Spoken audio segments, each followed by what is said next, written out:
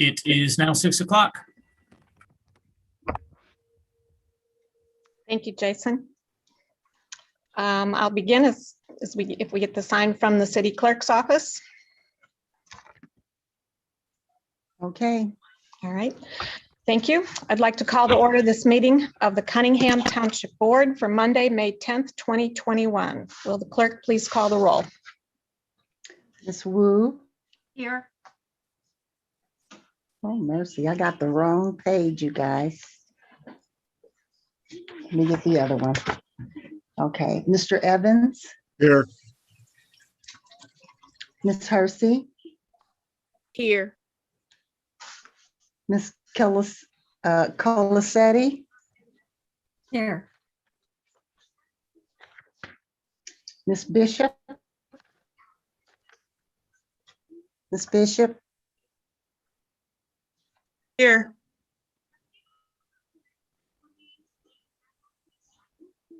Ms. Wilkins. Here.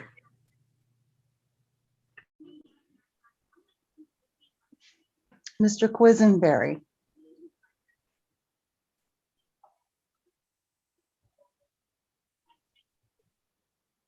Mayor Marlin. Present. Mayor Marlin. Present. Ms. Shenoweth. Okay. Ms. Shenoweth. I'm present. Okay. Mr. Williams. He's not here. Okay. Okay, I'm done. Next up is minutes from the previous meeting. We have two meetings, April 12th and April 19th, 2021. My packet did not have the April 12th minutes in it, but I do have the April 19th, 2021 minutes. Is that correct, Phyllis? Oops.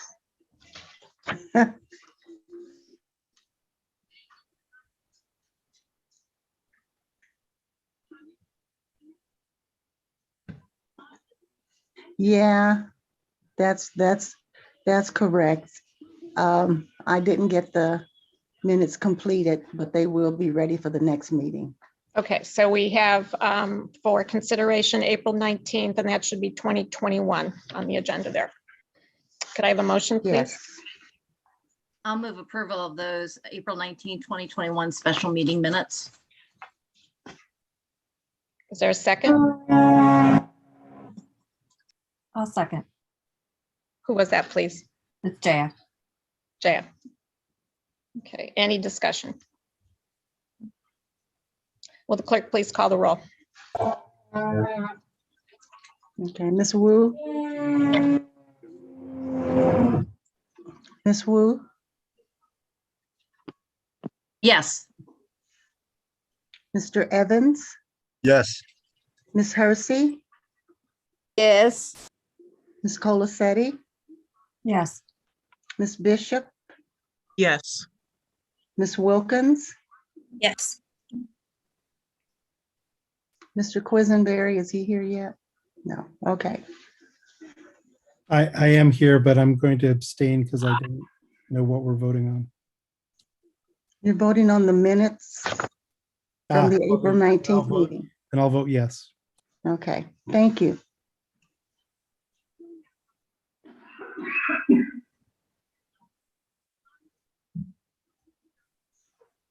That's it? Yes. Okay, that motion passes. Next item is additions to the agenda. Are there any additions to the agenda? None? All right. Next up is public participation. The first portion of this will be the training session on Township.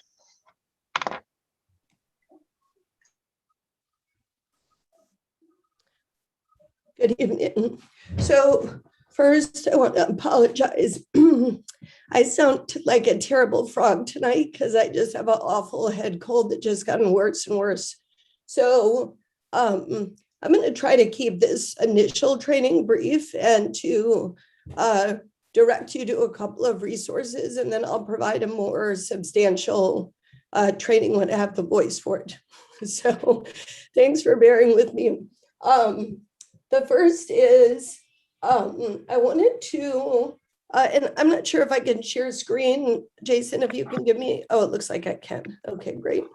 So, okay, are you able to see my screen? You should be able to see our website. Yes, okay. So the first thing, so what I'm going to do in this training is talk a little bit about what is Township. And I'm going to focus on a brief sheet that is off of our website so you can follow along. I'll click on it. Here's our reports and policy briefs. So you can see kind of housing insecurity and homelessness, our housing discrimination report, and our poverty workshop slideshow. We'll start with what is Township and how it can work for me. This was actually produced by Darcy Standifer when she was an intern in our office a number of years ago, and I've updated it. Then I'm going to talk a little bit about the duties of the different roles. I want to talk a little bit about the funds division, income sources, and primary expenses. And to do that, I'm going to share a screen with the draft budget that I sent you, and you also have that in your email. And then I'll end by talking a little bit about the township properties, because that has changed. And we have a lot more gardens and spaces than we did 4 years ago. And then I think the only other thing on the agenda for this evening, other than the town bills, is putting the budget on file so that the public can view it. And then we'll go into a public hearing and deeper discussion in June. So let's start with what is Township and what it can do for you. So essentially, many folks are unaware of what Township offers, but every person who lives in the state of Illinois, except for those who live in Chicago proper, live in a township.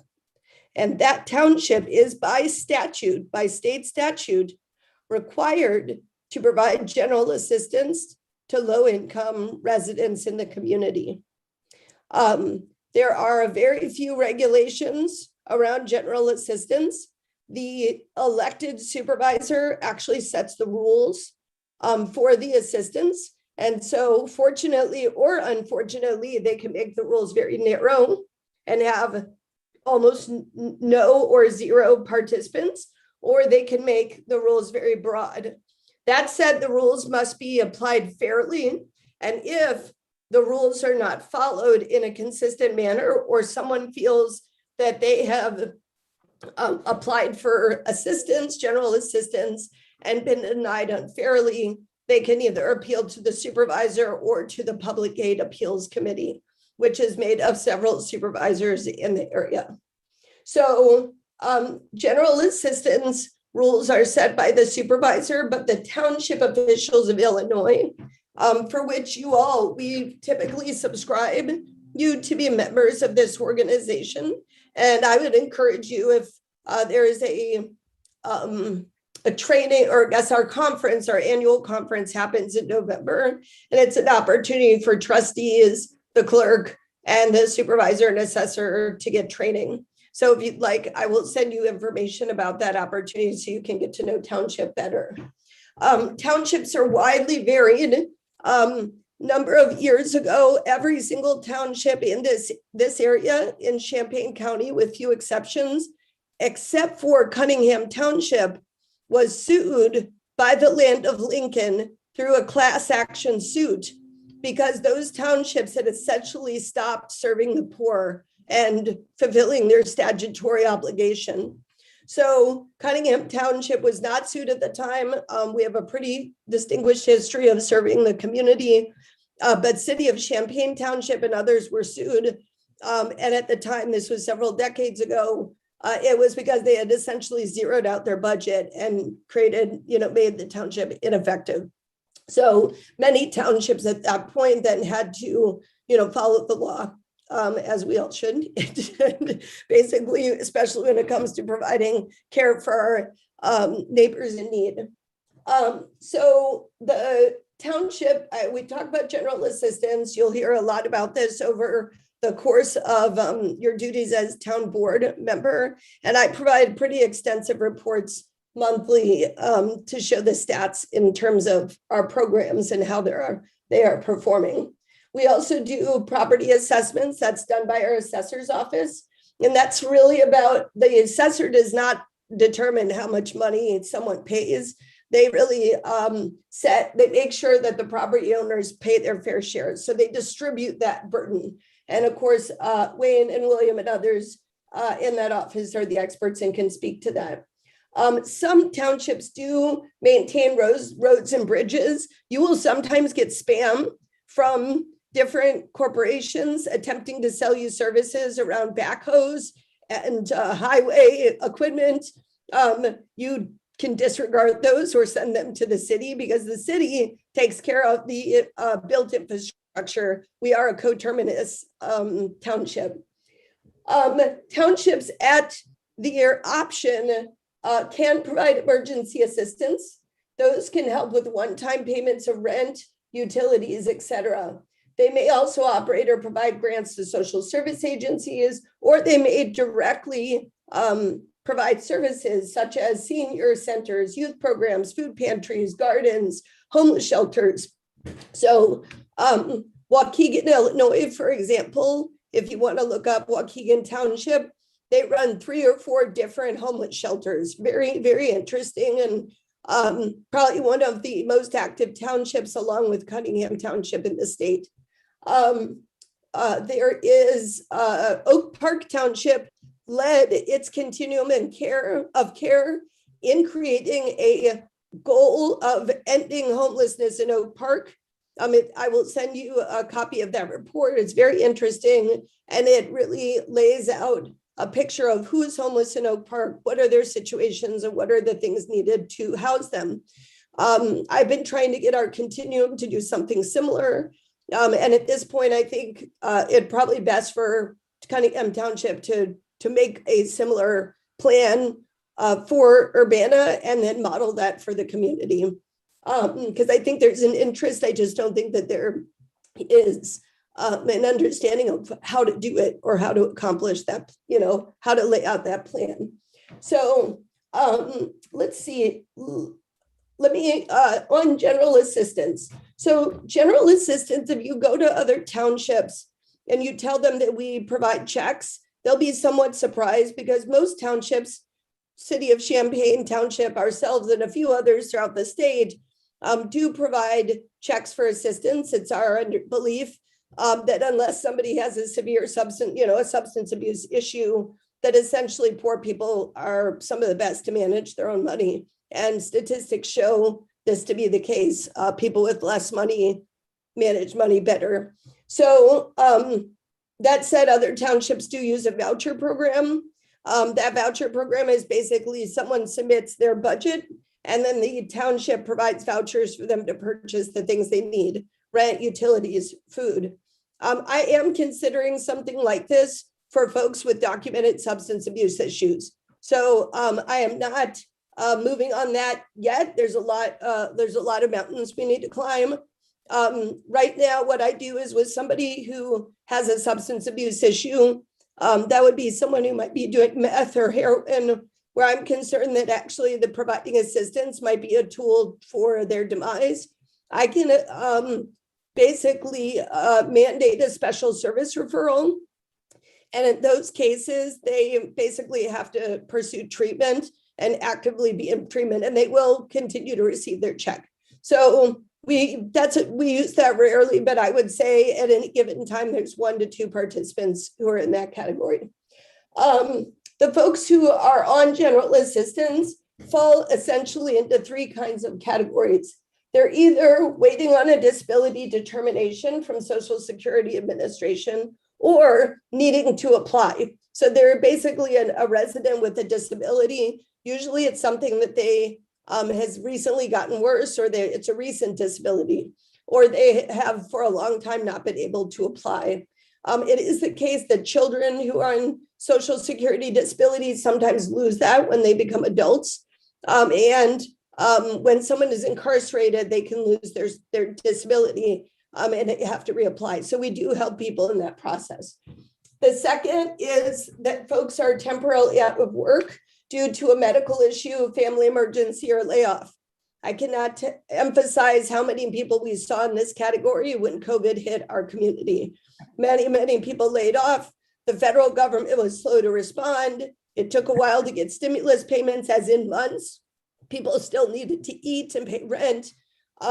We had a spike in applications, and we jumped from 92 to 156 in two general assistance cases in 2 months.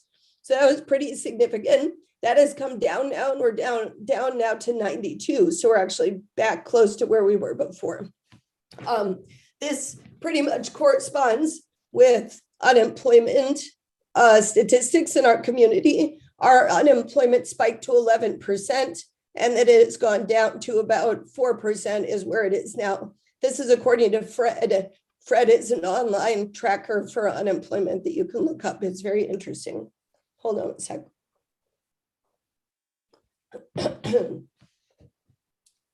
So the third category of folks that we see, their situation is that they are out of work long-term due to homelessness, mental health issues, criminal justice background, lack of education, or domestic violence. And I would add discrimination to that list, actually.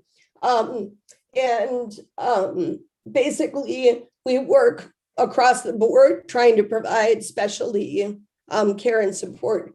We are unique in that we also provide general assistance for families who are applying for TANF. So the language of as I said, the Township Officials of Illinois has a rule book. That rule book can be customized. Essentially, the role of general assistance is to provide a bridge to cash payments, and families seeking TANF are seeking cash assistance. They are limited to 3 months. We give them basically, it's 45 days from the time you submit an application to when you hear a response. And sometimes people have to submit twice. In fact, I would say that's not uncommon for folks we work with. So that 3 months really gives them time. It also is a really critical, I would say it's very important that we can engage with families who are seeking TANF, because a lot of times they don't know how to seek it. They've had trouble accessing it. They may need access to maternal and child health. They might need access to crisis nursery or childcare resources. So I would say for the very few families on our general assistance track, we do intensive case management for those 3 months to really help to support them kind of leveling up at that time.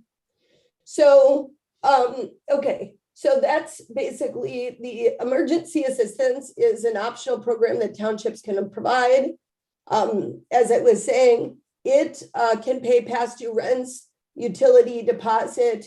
According to state statute, you cannot provide assistance more than once in a 12-month period. Until COVID, we limited it to 24 months or 2 years. During COVID, we have a number of different resources, whether it's CU Public Health, United Way, Our Dollars, Regional Plan Commission. At this point, I would say we're in unless you are over income or you just applied and received support in the last 3 months, we are able to help people who live in Urbana who are behind on rent, period. That's the state right now. So if you know folks who are behind on rent, the most important thing that they can do is not get scared and put their heads under the covers, but to apply for assistance now and do that through Township. And if there is more appropriate agency, we can refer them. So that program was started under my predecessor, rental assistance, at the urging of the town board members. Those of you who are on the board, thank you for that urging. Unfortunately, although $50,000 was set aside for rental assistance, my predecessor spent $900 of it on one family over the course of 2 years. So I retooled that program significantly, made it much more accessible. Pre-COVID, we typically support about 10 families per month. During COVID, it's been bonkers. And what I mean by that is months where there's no one because they're all getting assistance someplace else, months where there's tons of people, lots of folks who don't have sufficient income, so we have to use different pots. Basically, it's just been, it's an emergency situation. It's like being hit by a hurricane. You just figure it out. You figure out how to get the needs. So we do have the emergency assistance program. And certainly if the budget allows, I would be interested in making it no more than once per year. That is a question, really a budgetary question. So I will stop there with the fact sheet. And whoops, let's see. The next thing I wanted to talk about are a little bit about the budget, the duties in the budget. But before I do that, I wanted to just see if there was any questions about this fact sheet and kind of the basics of Township.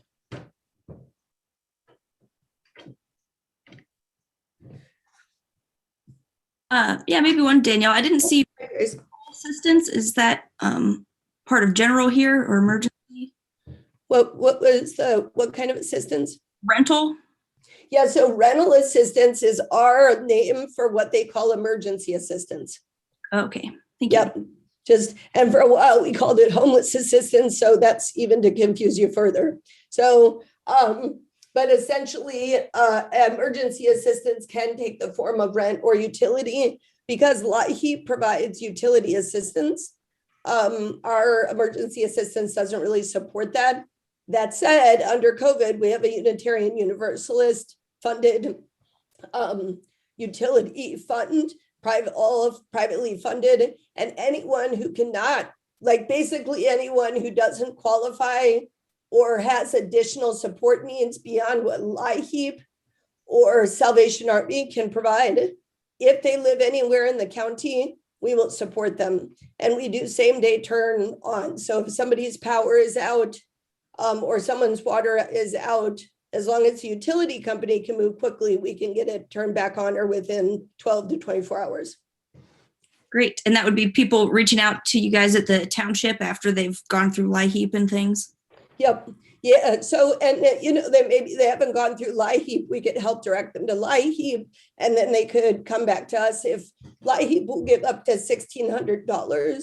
So say they hit their limit and they really owe $1,800, we'd pay those $200, which I did today. We paid off like a $320 bill on top of the $1,600 and got that person down to where they needed to be. Because as you all probably know, Ameren has started shutoffs again. I will say that we have not seen a lot of shutoffs. I've been very pleased with that. And I think that is a testimony to all the agencies and organizations in town who have really hustled to get the word out and connect people. There's not been significant shutoffs, but it is of grave concern when people's power or water is turned off. So we're here to help. Absolutely. And could I just clarify then, you said anyone in Champaign County can contact? So it's gonna, I'm sorry that it will be scrambled for the public understanding, and I'm sure we'll just have a lot of cleanup after COVID, but we basically serve Urbana residents unless we have, because Urbana residents are the people who fund us and we are required to keep the money in Urbana. But if some state agency or some private donor wants to give to us and we agree that we could fund the county, then essentially the dollars that come through that funding source can be supported in the county. So we have two countywide programs. One is utility assistance, thanks to the Unitarian Church. And the second program is our rapid rehousing program. And that is because those state dollars are required to be used across the county. So with the criteria, with the constraints of the state dollars, we must serve anyone in the county through referrals that we get from Regional Plan Commission. So, but, like I said, the Urbana taxpayers are not paying for essentially those services to the county. We just administer them. Thank you. Yep. Danielle, Any other questions? yeah, I had one. Okay, Chris. Danielle, could you briefly describe the community work program, like how many hours and what kind of work clients do? Good question. So let's see. So the community work program has been closed during COVID. we are reopening it, and I have a number of questions out to our partners in retooling the design of that program. So what I'm going to do is I'm going to answer it based on what it has been before COVID.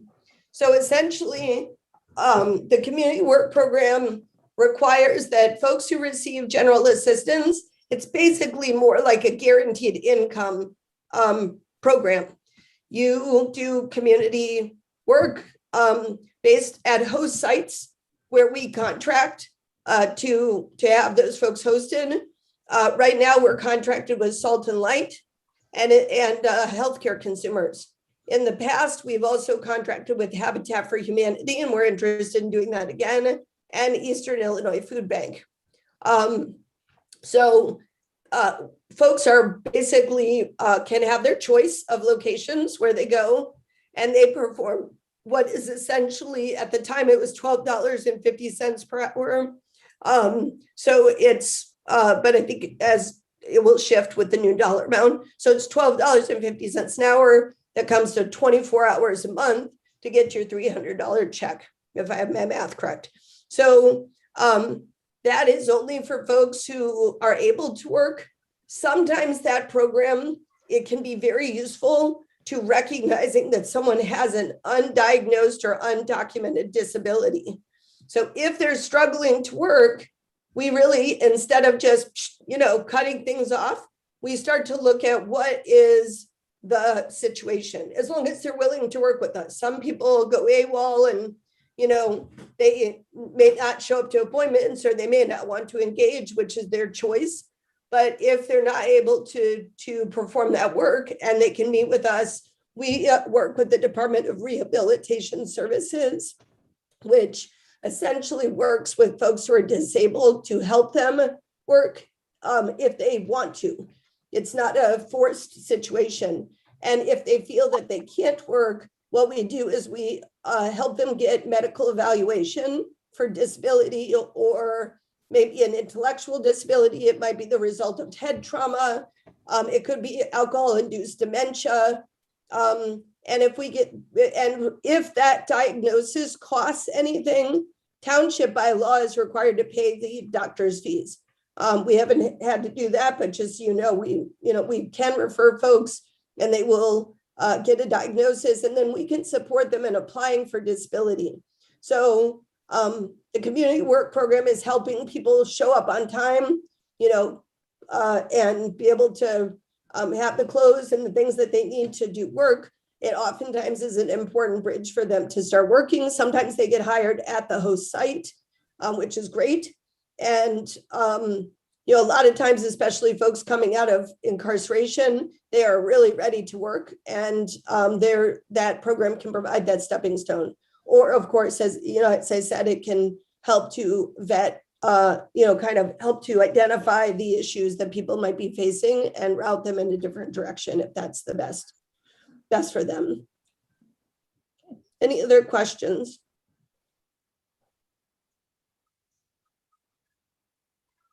Okay, so I guess I was going to walk through the budget because I think it's the best way to talk about the funds. And then, you'll have a chance to put this budget on file. So you have a PDF of this budget before you. So if you're having a hard time seeing it on the screen, feel free to pull that up.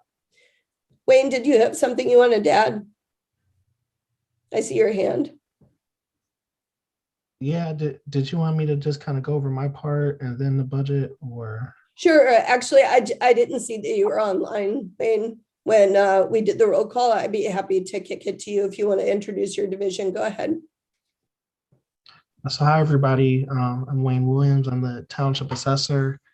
And there's actually a video I'd like to show everybody that I think does a pretty good job of summing up what we do. It's not produced by this office, but it's produced by another county. And I sent it to Jason, and I hope he got it. If he could show it. If not, I can try to share screen. I have it. I'll share it now. Thanks.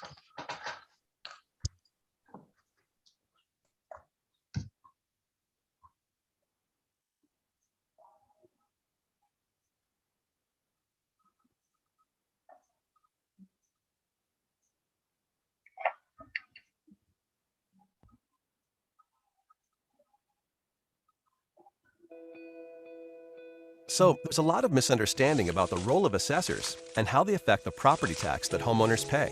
When someone hears the term assessor, they seem to think of a scary figure reaching for their wallet. Not so. Assessors don't set tax rates. Assessors don't chase tax dollars. An assessor is interested in fairly determining property values, and they take great pride in it. Property tax is determined by a simple formula. Assessors only affect one of these variables, the value. And they do so with incredible accuracy. Assessors aren't tax collectors or even tax setters. They're just fellow taxpayers, and their primary goal is to make everything fair and equitable. Imagine that you're in a restaurant with two friends. One orders a hot dog, one orders a plate of caviar, and you order a steak. The waiter comes to the table with a total bill of $100, but he doesn't know how much each of you should pay. If everyone paid the same amount, the guy who ordered the caviar might be happy. But what about the guy who ordered the hot dog? Enter assessors. The food is your property. Just like these meals, some people's property is worth more than others. And it's the assessor's job to determine how much each property is worth. That's it. So in the same way the value of these menu items would need to be determined, an assessor places value on properties to ensure fairness and equity. After the assessor determines the value of each property, local governing bodies will set their budgets for the coming year. They set the tax rate in order to produce the dollars needed for their budgets. The value of a property does not affect the amount of property tax needed. The sum total of all those budgets is a set number that has to be divided up among all the property owners. So even if everyone's value was cut in half by the assessors, the tax rate will be raised in order to generate the same amount of tax revenue. The assessors don't determine the taxes you pay. They just determine the values of properties to keep everything as fair and equitable as possible. When you notice a change in your property's assessed value, that change is the result of a never-ending quest for fairness and accuracy. Assessors are graded on their performance, so there is a detailed system to get accurate valuations. First, the assessor looks at similar properties that have sold, their sale prices, and the terms and conditions of each sale. That's the reason your home won't just be compared to the place next door. Studying things like square footage, age, and location helps assessors determine how comparable another property is to yours. Even seemingly small details, like an extra bathroom or finished basement, can result in significant differences in value in two otherwise identical homes. Assessors maintain a thorough database of real estate information to make this process as precise as possible. Changes in value are typically the result of local real estate market sales or major changes to a property. Remodel a kitchen or finish your basement, and your property's value could increase. When you see your home's assessed value, you can rest assured that the number has not been drawn out of a hat, nor generated with anything but equity and accuracy in mind. Long story short, assessors are here to help, not trying to hinder. Their focus is accurate values, not tax collection. The only things an assessor chases are fairness and equity, and they take great pride in it.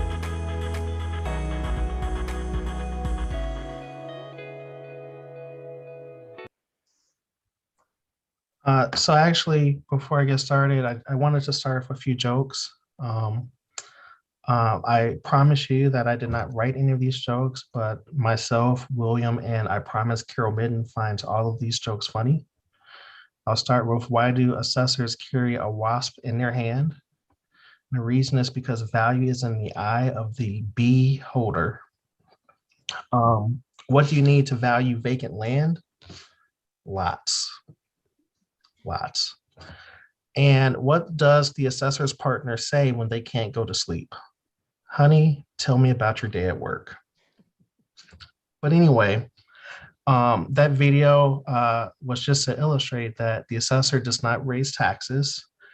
That is actually the responsibility of various taxing bodies. The assessors, we just divide the pie. The assessor will not fix your budget deficits. Unfortunately, that tough work is for you all. And higher assessments don't necessarily lead to more revenue, but higher levies do. And I'll give it back to Danielle. Thanks, Wayne. You should have shown me that video 4 years ago, Wayne. Would have spared us a lot of conversation. Okay, so I'm going to show my screen again, and I'm actually I realized I had jumped over something. I have a little bit of brain fog. Can you see my presentation, the PowerPoint presentation? Yes? Yes. Cool, awesome. So I talked about kind of the statutory limit, like what townships do, and the supervisor's office primarily across the state does general assistance and what is called emergency assistance, which can be rent and utility assistance. We call it rental assistance. So townships have expanded what they can do. We are hyper local, very flexible funding sources that can help to fill gaps in quick ways, right? There is no other agency in town that I'm aware of that can produce a check in 24 hours for someone who's trying to move in. We can. And that's why it's important that we continue to have townships serve the poor, because it's very, most places, in fact, we have other agencies who ask us to do things and then they will, can you fill in on this urgent item because you have angel donor funds and you can write a check tomorrow to make sure that this catastrophe does not happen. So it's very important that we not only have public oversight, accountability, everything is foilable. The bills are all shown monthly to you. You have a detailed report. That's not the case for non-public entities. But also, we have that and we have that speed and agility. So this graphic is a graphic that was produced by our intern Shubika. And it basically is a great quick look at the kinds of programs. So in addition to, this is 2020, how many people we served, how much money we spent serving them. And I'm looking at calendar year. And the reason I did this is because COVID is a special year. So we used the fiscal year of July to June. But in this case, I think it was helpful to just look at the COVID year. What did we do? So you can see general assistance and rental assistance. General assistance is over $500,000. It is a major part of what we do. It is income maintenance for folks. We also did rental assistance where we helped 75 households and 71 children. This is actually lower than expected because of the other rental assistance dollars that came into the community. We actually expected us to spend more like 75,000, just for perspective. Emergency housing, this number is, I think, deceptively low, and maybe we should have shown it in a different way. This is what we spent, but the YWCA actually stepped in and served families for about a month and a half to 2 months. So it's a little bit more overall, but it's not our dollars that were used. So in that time frame, and we only had emergency housing for about half the year, a little over half the year, we served 25 adults and 11 children. We signed 76 folks up for subsidized housing and moved 14 into subsidized housing. We have a housing advocacy program that basically what we take is every general assistance participant gets a housing status code, and we update those codes at least every 3 months to say where they're at, what their vulnerability is. And with the folks who are most vulnerable, they are street homeless, they are at the shelter, they are, sleeping outside in the winter, they're in a dirty basement or an attic, they're sleeping in a car. We prioritize those over the couch surfers, right? And we prioritize those over the securely housed, but maybe they want to, they feel doubled up with their family and they'd like to move. So essentially we assess vulnerability. We provide intensive housing advocacy for the most vulnerable. We track every single available subsidized housing opportunity in the community. I think we're the only office that has a comprehensive list. RPC has a pretty good list and we swap back and forth.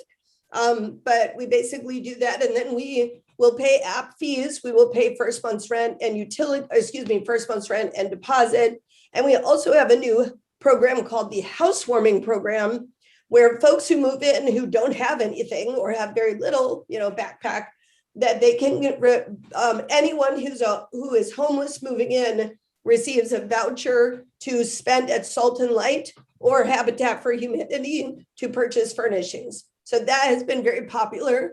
And we recently expanded that program because it was so popular and needed.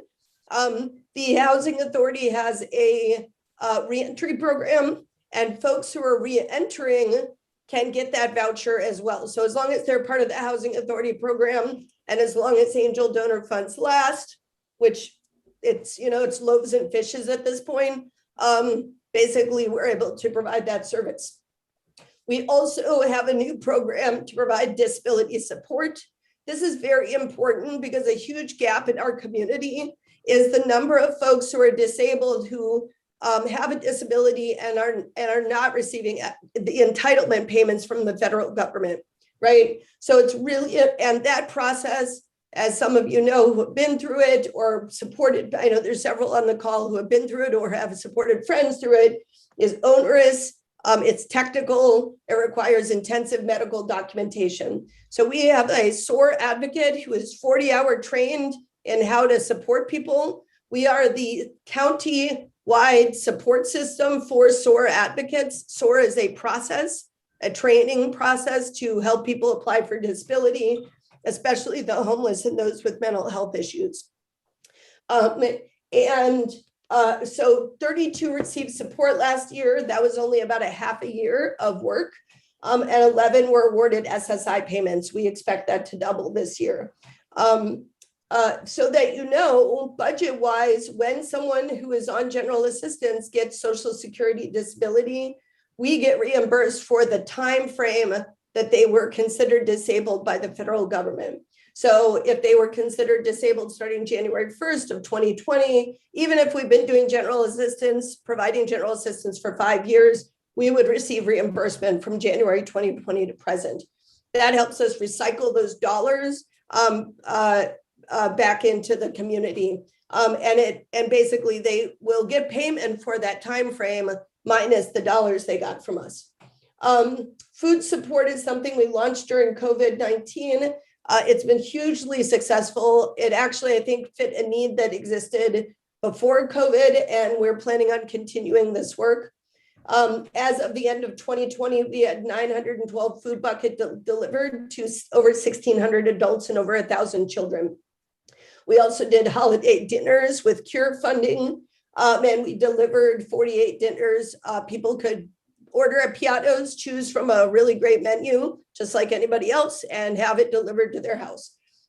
We produced with the Channing Murray Sola Gracia and Solidarity Gardens partners, over 3,000 pounds of produce was distributed to the community, either through our grant to Sola Gracia that does free feedings in East Urbana, or through our Solidarity Gardens, which I think had produced about 600 to 800 pounds of that. And then we did grants to social services. In 2020, it was 130,000 to 17 organizations. And then we have these other items. We helped 6 families with water bill support. We launched a new program to help people get free Lifeline phones. On Wednesday, in 2 days, we're launching a new program to help them get free broadband support, up to $50 per household per month in broadband subsidy. And we will be basically helping our participants connect to that resource starting on Wednesday with our new interns who start. We helped 80 families get stimulus payment help, and we donated over 600 coats.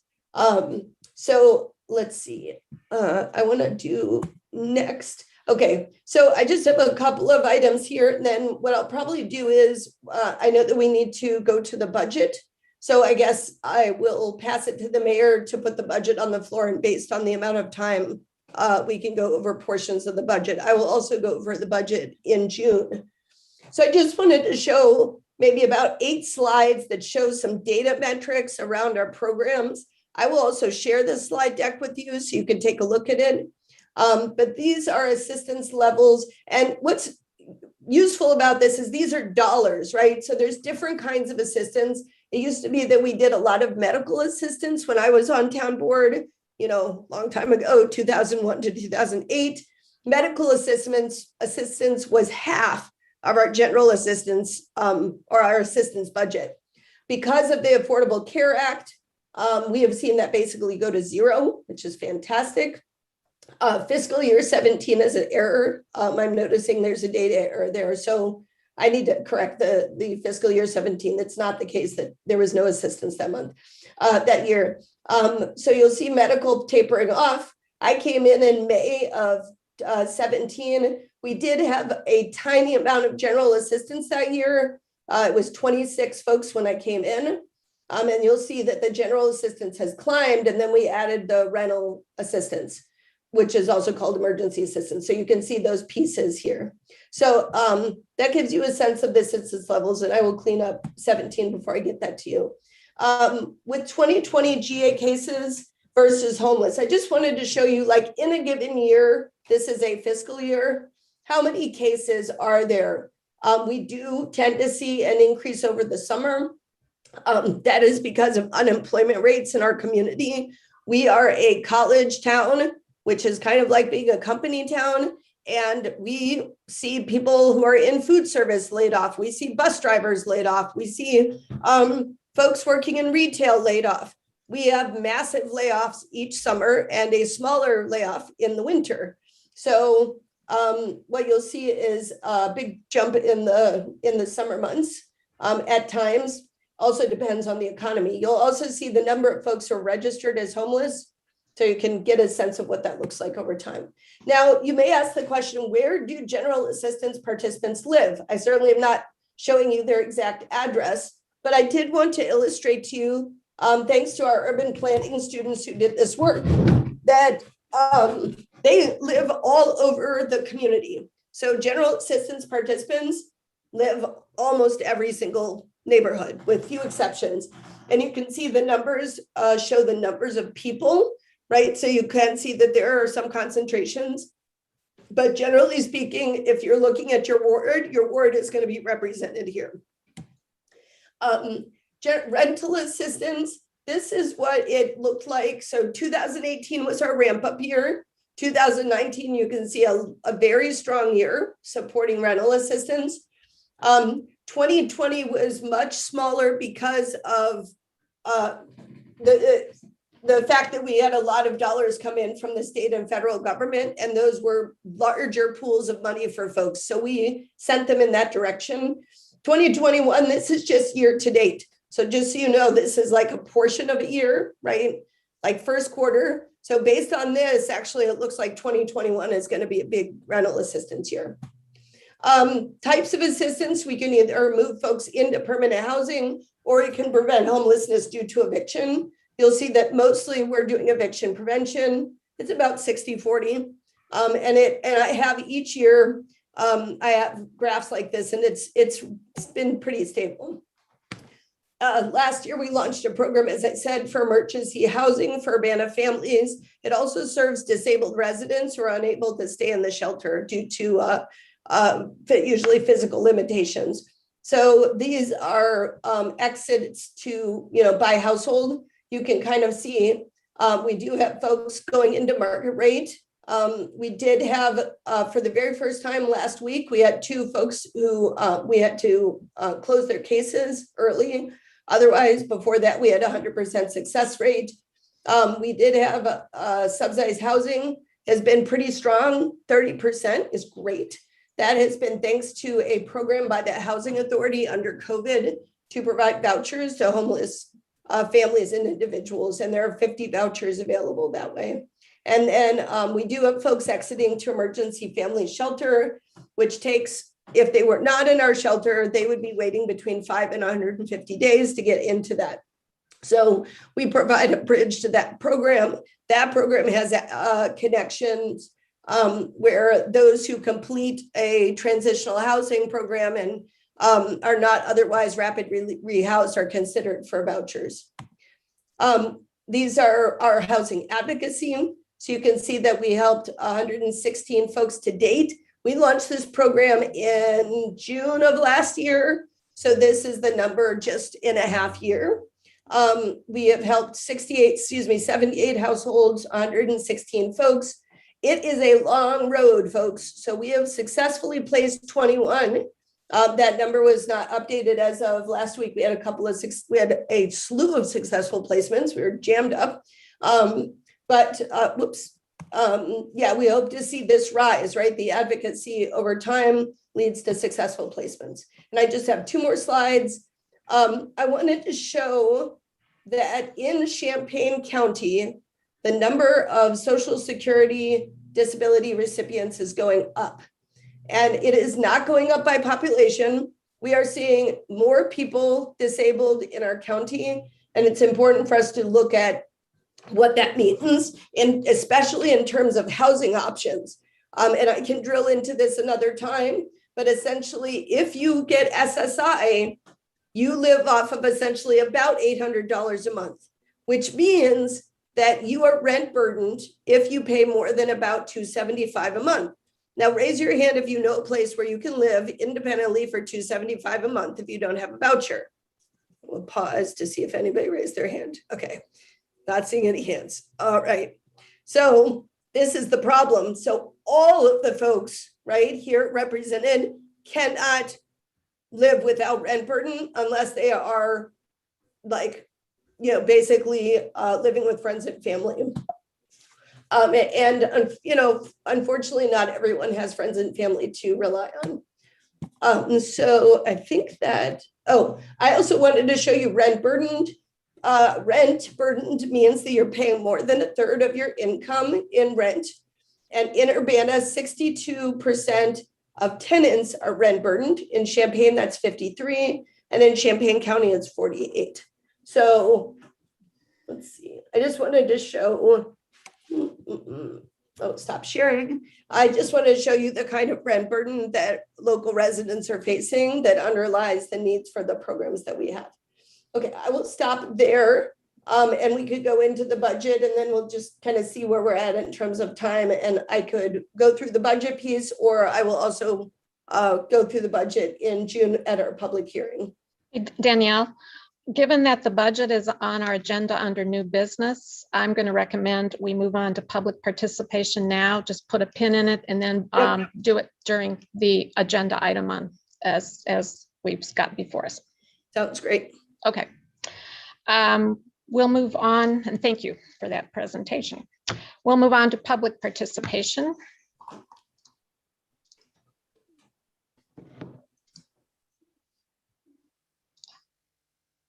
Please raise your hand if you wish to address the Cunningham Town Board. First up is Alan Axelrod. Thank you. Can you hear me? Yes. Could you put the clock up, Diane, please? Jason will. Oh, thank you, Jason. Alrighty. So firstly, I wanted to clear up some confusion, and this is not meant to impose intent or anything of the sort. There's a lot of things going on and we're all busy. So the Governor's Executive Order 2021-07, which is insufficient for addressing the utility shutoff's concern, bought us time. Let's go into how that happened, because while we do have a lot of great public agencies here, they were not the difference in what we are currently seeing for utility shutoffs as it reflects on our pandemic caseloads, and it is temporary. And so let's just go into it. The 2021-07 created the Utility Disconnection Avoidance Program, appropriating $80 million, expected to help 80,000 households, which is 10% of the households at risk, and it is applied automatically. There are frequently asked questions, lists information such as, you do not have to do anything to receive the credit on your account. The people who are eligible for this program are anybody who's been on the LIHEAP, Low Income Home Energy Assistance Program, or the PIPP program, whose acronym I'm not too familiar with, in the last 3 years, and who have received a disconnect notice. It is automatically applied and again goes up to $5,000. We know that some customers are having utility bills in excess of $7,000, and from leaks within Ameren, Illinois, we know that the corporation is not necessarily applying these credits towards a deferred payment agreement.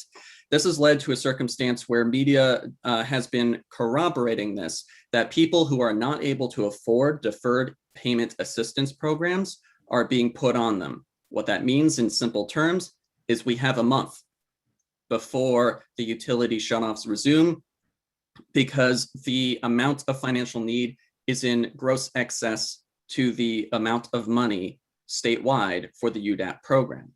That said, there are things that our local offices can do before that happens to decrease the impact on our communities. One would be to send out a mailer on precisely the sorts of supports that now include utilities that are available at the township. One of the other things that's really important to note when it comes to utility shutoffs is we won't know how many households were shut off until another week. That data for the April shutoffs is not released yet. Encouragingly, we see a decreased number of caseloads, which, while encouraging, still puts us far behind that of Republican states that have enacted utility shutoff moratoria. Two in particular are Arkansas, which is the worst state in the country for rental households, and Texas, which had a very high profile failure of their utility infrastructure, which not only saw people dying of severe weather conditions and all the complications entailed with losing your power, but also a spike in their coronavirus caseload. Both Arkansas and Texas have a higher per capita caseload than Illinois. Even with the recent downward trend, we are still far behind, I think, over a 2-to-1 ratio. Lastly, while the rent burden is an important measure on the community, what's particularly relevant to the rental assistance program at the township office, and I think that this is something worthy of review, not attack, is that there's about 25% of the population that is severely rent burdened. That is to say, they are paying more than 50% of their income on rent.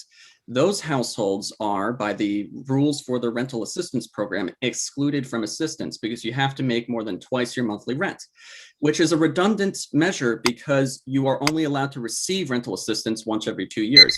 Please address that. Thank you. Thank you. Next up is Sarah Nixon.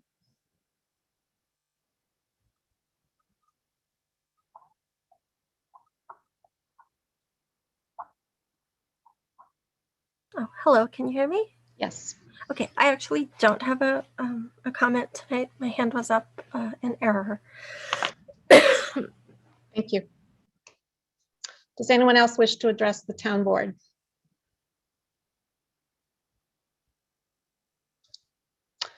Okay, we'll move on to committee to verify bills.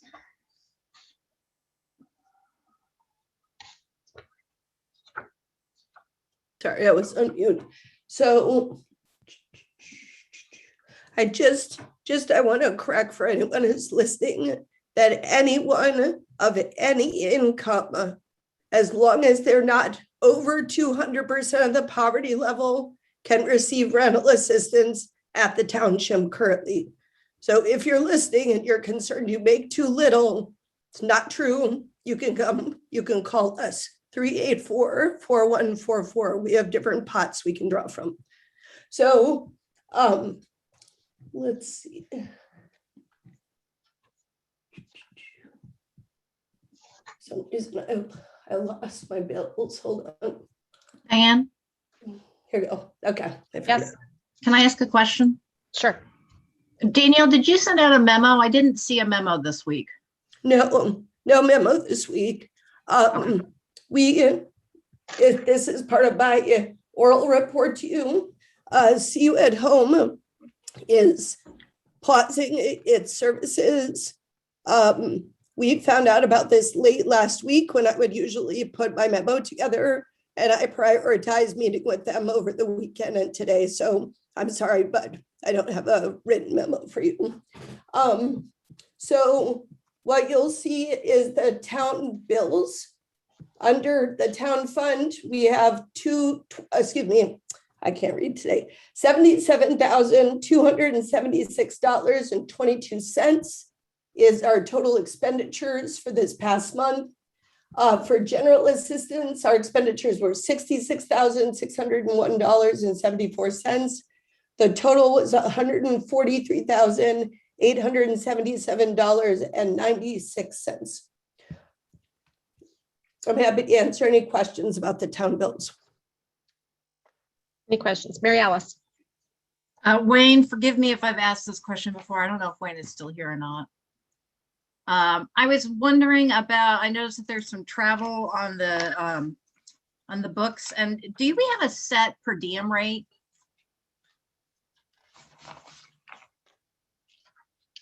William, can you answer that question if Wayne's not here? Yeah, I was gonna say, I don't think Wayne's online, and I'm not sure if we have a set per diem rate, but I can get back with you on that, Mary Alice. So, yeah, I can answer that question. I was just trying to see if I missed Wayne in the Brady Bunch thing that we have going on. So we pay out the federal reimbursement rate for travel. So the travel is based, and I think it changes at the beginning of each year, but if you look it up, it's a standard rate. All right, that's what I was wondering, is which rate we were using. Yep. The state of Illinois also has a rate. Excuse me? The state of Illinois also has a rate, and I didn't know which one we were using. Okay. Yeah, I can, William, if you want to, I believe it's the federal rate. I verify it when I look at the bills. I look basically the person who's traveled. First, I asked them, why could you not use the township car? Usually the answer is because it was being used by for general assistance purposes. And then I asked people to submit a map, just showing the number of miles between where they went and Urbana. And I used that to verify the rate. James, you had a question? Yeah, just real quick, could you tell me a little bit about the line that says angel donor expenses? I think I can understand what it is, by what's underneath it, but if you could just give me the 1 minute overview of what that is used for. Sure. Yeah, no problem. So I'm just pulling up where that is in the bills.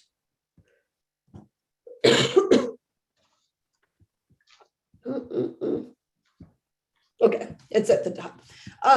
So our Angel Donor Fund was launched in 2018 because numerous people came to me and asked if they could give the township money. And so I talked to an attorney to make sure that we could receive money, that it would be tax exempt. And we set up a separate line item and people began to donate. During COVID-19, there was a spontaneous giving to the Angel Donor Fund. We've collected more than $100,000 since that fund started. And honestly, James, it's almost all small donations. I mean, there was a $10,000 check there, so that's a chunk, but people sometimes give $5 a month to that program. I think that they appreciate that, although I really do think that administrative costs are real for nonprofits, and I support them, taking an administrative cut to pay their bookkeeper. In our case, our offer to the community was, we have enough bookkeeping capacity that we could administer an Angel Donor Fund, and 100% of the donations goes to neighbors in need, and it pays directly to the vendor. So, for example, the Dollar Tree was an expenditure for someone who was having a colonoscopy and they needed prep, and the prep is not paid for by the insurance. It's actually a problem that comes up a lot with Medicaid, is that there's certain surgical prep or over-the-counter needs that people can't pay. The others are rental assistance. There may be some food support items. We sometimes have folks who come, who essentially show up at the office and we will buy them Balderotas. Luckily, actually with Balderota, they just gave us a stack of gift cards. So we will give them a gift card so that they can get something to eat. So essentially, those are the different kinds of expenses that would come out of the Angel Donor Fund. We buy boots. The Channing Murray Foundation is a regular expense. You'll see every month. And that is for our Bucket Brigade, which is home delivery of food and fresh and supplies. And Roadway Inn, until the end of this fiscal year, will be funded through our Angel Donor Fund, and that is for our emergency housing program. Thank you. Yep. Okay, is there a motion to place the Town Fund and General Assistance Fund report on file? I'll make that motion that we place those two on file. I'll second. Moved by Mary Alice, seconded by Sharice. Approved, not just placed on file. I'm sorry, approved, sorry. Could you revise your motion, please, Mary Alice? Sure, I'll move approval of the bills for Township. I'll second. Okay. Now, is any further discussion? Okay. Will the clerk please call the roll? Mr. Quisenberry, Yes. Ms. Wilkins, Yes. Ms. Bishop, Yes. Ms. Colacetti, Yes. Ms. Hersey, Yes. Mr. Evans, Yes. Ms. Wu. Yes. That motion passes. Thank you. Reports of officers. So I think the two reports that I have are one, I could give you the bad news first or the good news. I'll start with the bad news, which is that CU Home is temporarily pausing their Phoenix Center and overnight shelter due to extreme staff shortages and some safety issues related to that. We found out about this on Friday and have been meeting through the weekend. I will say that there were probably 8 different agencies represented at the weekend meetings, so including the city of Urbana and Township. And, we're doing everything we can to support that situation. There's a piece in the News Gazette. I shared it out with the budget right before the meeting, if you want to take a look at that. We are hoping that they will not stay closed for long, but they're saying June 14th at this point, except for those who are in line to receive vouchers.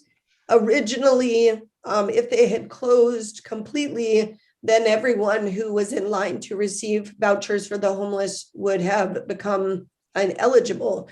So it's very important all of these pieces fit together in this Rubik's Cube called housing bureaucracy. And it was a quite a situation.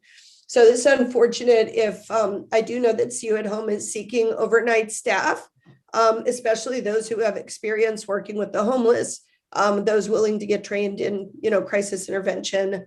And I would strongly, encourage if the town board members could get the word out about that, that would be greatly appreciated. I've been sending people to them for weeks because I knew that staffing was an issue.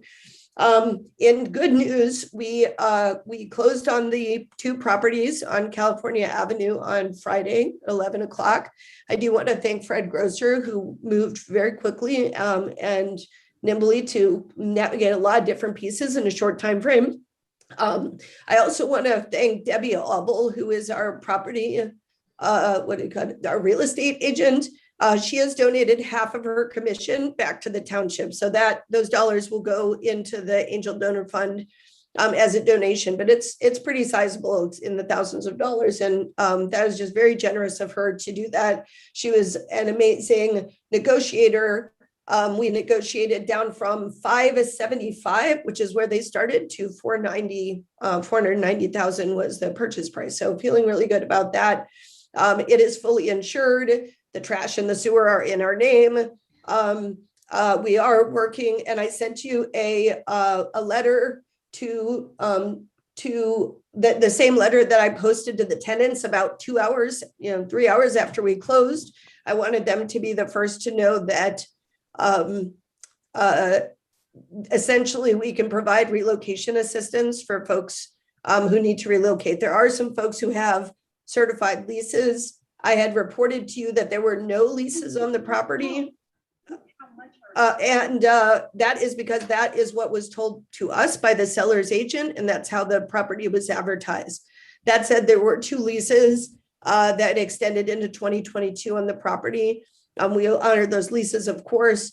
That actually helps bring in some revenue for the property and is of benefit.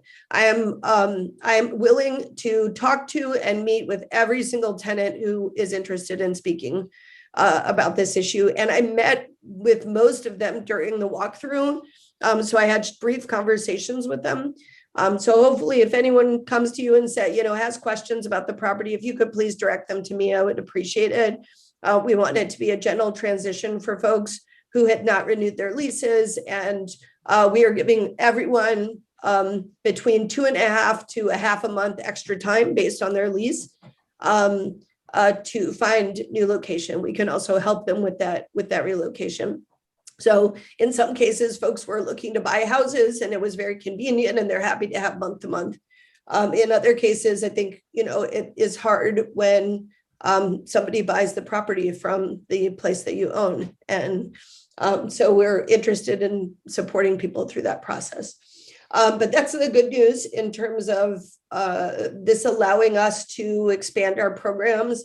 It cannot come, it's perfect timing because our hotel partner Roadway has told us that they will be full this weekend because of graduation. And starting in the fall, this will happen more and more, and there will be no place to house families in hotels in the community when there's a big weekend. So it's really important that we be able to control that space. There will be a lot more updates on that, but that's basically my staff report. William, did you have anything? Can I interject right here? Is there a date set for the public hearing for the special use permit? No, there's not even a special use permit application. So I need to submit that application first. Gotcha. And my intention is to get through the closing, talk with folks, do some outreach to the neighborhood, and then apply for the special use permit. Gotcha. Okay, thank you. Yep. William, did you have anything to add? Yes. Currently we're working on 3 projects. 2 of them are our yearly thing we do all the time. It's annual. One would be permits. So all the permits taken in the year of 2020, we're going through those permits, seeing which of those add value, which of those not. So any home improvement exemptions can be calculated. The third thing would be the 2021 valuations, of course, that create the values for taxes of 2022. But the major thing we're doing right now is what we call a property class project, where we're taking different groups of properties and we're making sure the characteristics match up. So right now we're working in neighborhood 91, which is all residential, no condos, no commercial properties, no industrial properties, no apartments. It's just residential, and we're just filtering through, making sure that the historic data matches up with what we have now. But that's everything we have to report. Thank you. Mary Alice. William, is there a map overlay on the CGIS for the different neighborhoods? Yes, I'm not sure where it is because our systems kind of run different than the city system, but I'm pretty sure there is. I can have Wayne send you one. It would be great, I think, for everybody to know, because we talk neighborhoods, if there's a place that people can go look up and see where those neighborhoods are. Okay, we can send it to the entire board. That's great. Thank you. Thank you. Any other questions for William? Grace. Oh, this was a general one, maybe more for Danielle. Go ahead. Sure. I don't know if we're going for William first. I was wondering how all of those 3 things you mentioned come together with the pause for See You at Home, having this new property that sounds like won't be ready for quite a while, and the Roadway Hotel full and seeming to be full. I didn't know if you had a sense of where to point people with all of those options kind of not available. This is a great question, Grace. And the weekend was spent calling Springfield, calling Bloomington, looking at what our options are locally. It's the census at See You at Home is about 60 to 70 individuals. So that's a large group of people. Roadway does have some capacity, and actually for our participants, we went ahead and extended their stays 2 weeks. Usually we only do 1 week at a time. We did 2 weeks so that we would guarantee space. And Roadway is working with Regional Plan Commission on some placements. What we have offered to See You at Home and to the community is any general assistance participant who is already staying at See You at Home, like their, See You at Home is going to cross-reference our list with theirs. We can essentially work to house them during this month-long pause. So for our general assistance participants, as long as they're, interested in working with us on this, we will provide housing support for them. And there's a number of different options that we're pursuing in terms of how to accomplish that. But there is a real issue for folks who are not in the voucher program. So there's a group of folks who are in the voucher program who are going to stay at the shelter. That's the capacity that they have. There's the general assistance participants for Cunningham Township, but there is a question about the participants for the city of Champaign Township. And for those who are not using general assistance, maybe a lot of folks at CU at Home have income and are working. They're trying to increase their income so that they can get rental assistance and move into a place. So they're in that in-between place. And in that situation, that is what this consortium of folks have circled up to discuss. And, you know, it's would have been nice to have some additional lead time on it so that we could do additional planning. But I'm sympathetic to the fact that CU at Home, I mean, they have been an amazing partner, and they go to bat for folks. And, you know, we're trying to support them the best we can and support the participants the best we can, given the circumstances. But this weekend is going to be hard. There's not much more to say about it. I will. Sheila Dodd is a panelist tonight, and she's been on the calls this weekend as well. And Sheila, did you have anything you wanted to add, or did you find out any more information today? Yeah, as Danielle said, we were notified late Friday that CU at Home would be pausing their operations, and because of its severe staffing shortage, the leadership team and their board was just very concerned about the safety of their staff. They will begin Wednesday at 8 a.m., letting people know that they won't be having any availability Wednesday evening. And that's for everyone that's not currently enrolled in the C-19 shelter to housing voucher. Their guesstimate today was that would be between 30 and 50 individuals. The C-19 voucher is a special program in partnership with the Housing Authority of Champaign County that allows persons who are in a shelter and follow certain guidelines, they'll receive a voucher to move into housing. So somewhat moved up the line, so to say. But if those individuals are not allowed to continue in the shelter, they lose that opportunity. The Phoenix will pause operations on Wednesday at 5, but they will be allowed or open 2 hours a day beginning Thursday, May 13th for those who need to take a shower, get their mail, that kind of things. Like Danielle said, the agency hopes to reopen CU at Home on Monday, June 14th with additional staff, policies, and procedures in place, and in order to provide best possible services to our friends in the street. There have been several meetings, both townships, Cunningham and Champaign, both cities, Champaign and Urbana, Regional Planning Commission, United Way, met several times over the weekend. And one of the meetings was actually with the board of CU at Home, just outlining our concerns and trying to brainstorm ways to keep our most vulnerable population safe. Where it stands this moment, as you know, where it's just ever changing, is that Tuesday and Wednesday, groups of this community team will be meeting at with the shelter people, trying to help them find places or offer resources. You know, we're doing outreach to others shelters around the area, but our ultimate goal is really to keep as many people local as we can. So that's kind of the update that we have right now. I'll continue to provide updates to the mayor and council. I'm sure Danielle will as well, just to keep you up to date, because this is really, you know, a very big concern of all of our community members. Thanks, Sheila. As I said, things are changing from 1 minute to the next, so we'll keep you posted as best we can. We'll move on to new business, which would be the budget. Ordinance number T 2021-05-001.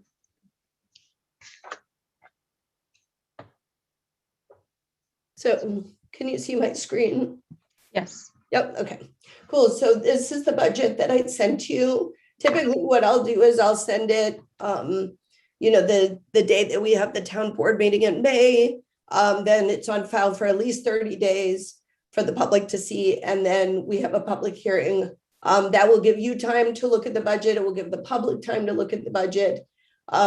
Please direct questions or concerns to me. I can bring Wayne into, whatever questions might impact the assessor.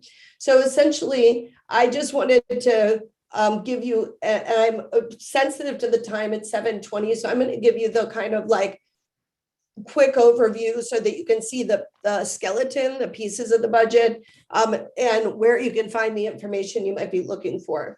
So essentially, there's a memo from me that is fairly lengthy. Then there's a memo from Wayne. There's a budget ordinance, and then there's the actual proposed budget. In this case, page number 3 really looks at some of the challenges that our community is facing in terms of number of homeless children, 188 in Urbana schools in fiscal year 20, evictions. Urbana pre-COVID was about once per calendar day. And then the vacant rental stock, which really shows a mismatch between the market and need, where we've had a 50% increase pre-COVID on vacant rental stock from 2,000 to 3,000 empty units. And yet this would house all known homeless residents in the county with available units that we have. So clearly there's a mismatch. Then there's a description of the general assistance participants. I went over the general assistance in the training, but you can kind of see the breakdown. It's about half and half, those who are on the community work program and those who are kind of on the, what we call the disability and wellness track. So here is a chart, which I find fascinating because I like to look at data that's very old. So if you look back, this is 1975.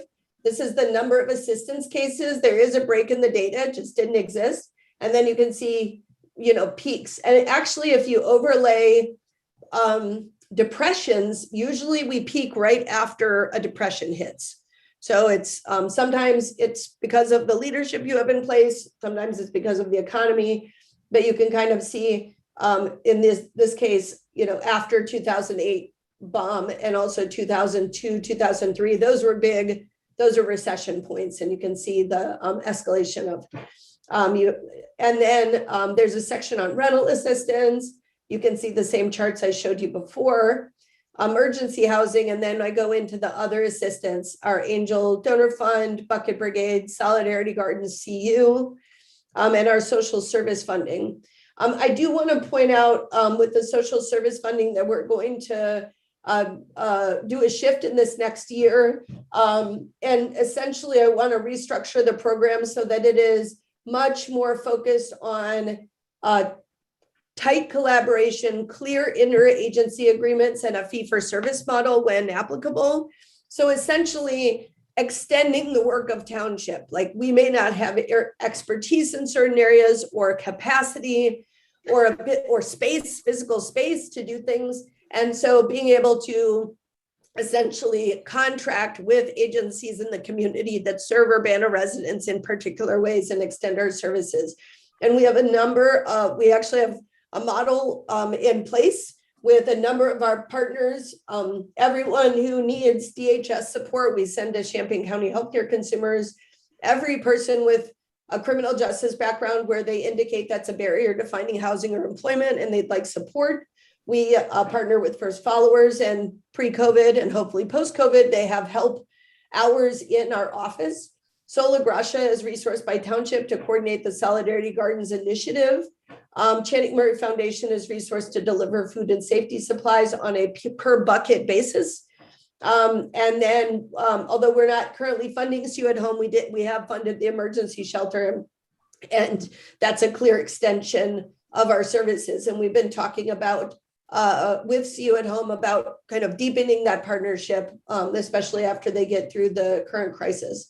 So you can read the section on social services. I kind of talk about some of the history and why we're making those changes. With the internship program, which has been hugely successful, we have 3 cohorts of 8 people, spring, summer, and fall. They receive a stipend, which is unfortunately unusual in our community. And we also are a host site for the School of Social Work interns, as well as I almost always have an urban planning student. And I would really love to develop a relationship with communications and media to have some additional support with that. There's some history of the levy. I'm sure you're fascinated about the history of the levy. I certainly am. And there's what you can see is essentially our levy was cut by about $200,000 a year when we had historically low, as you can see in the graph above. When this dip happened here, the town board cut the levy.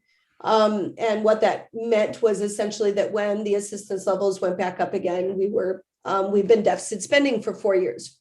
So we now face, we have about 90 to 120 on average participants in a given month if it's not COVID. And we did put out a referendum that was supported unanimously. The putting of the referendum on the ballot was supported unanimously by the town board, and 62% of voters voted. That's added about $600,000 in extra revenue. We put all of that into the general assistance fund for assistance, which is great. So you'll see this. I should have put it like stars around it and flashing lights, but we have a balanced budget for the first time since I got to Township. We have a balanced budget, which is great. Thank you, voters.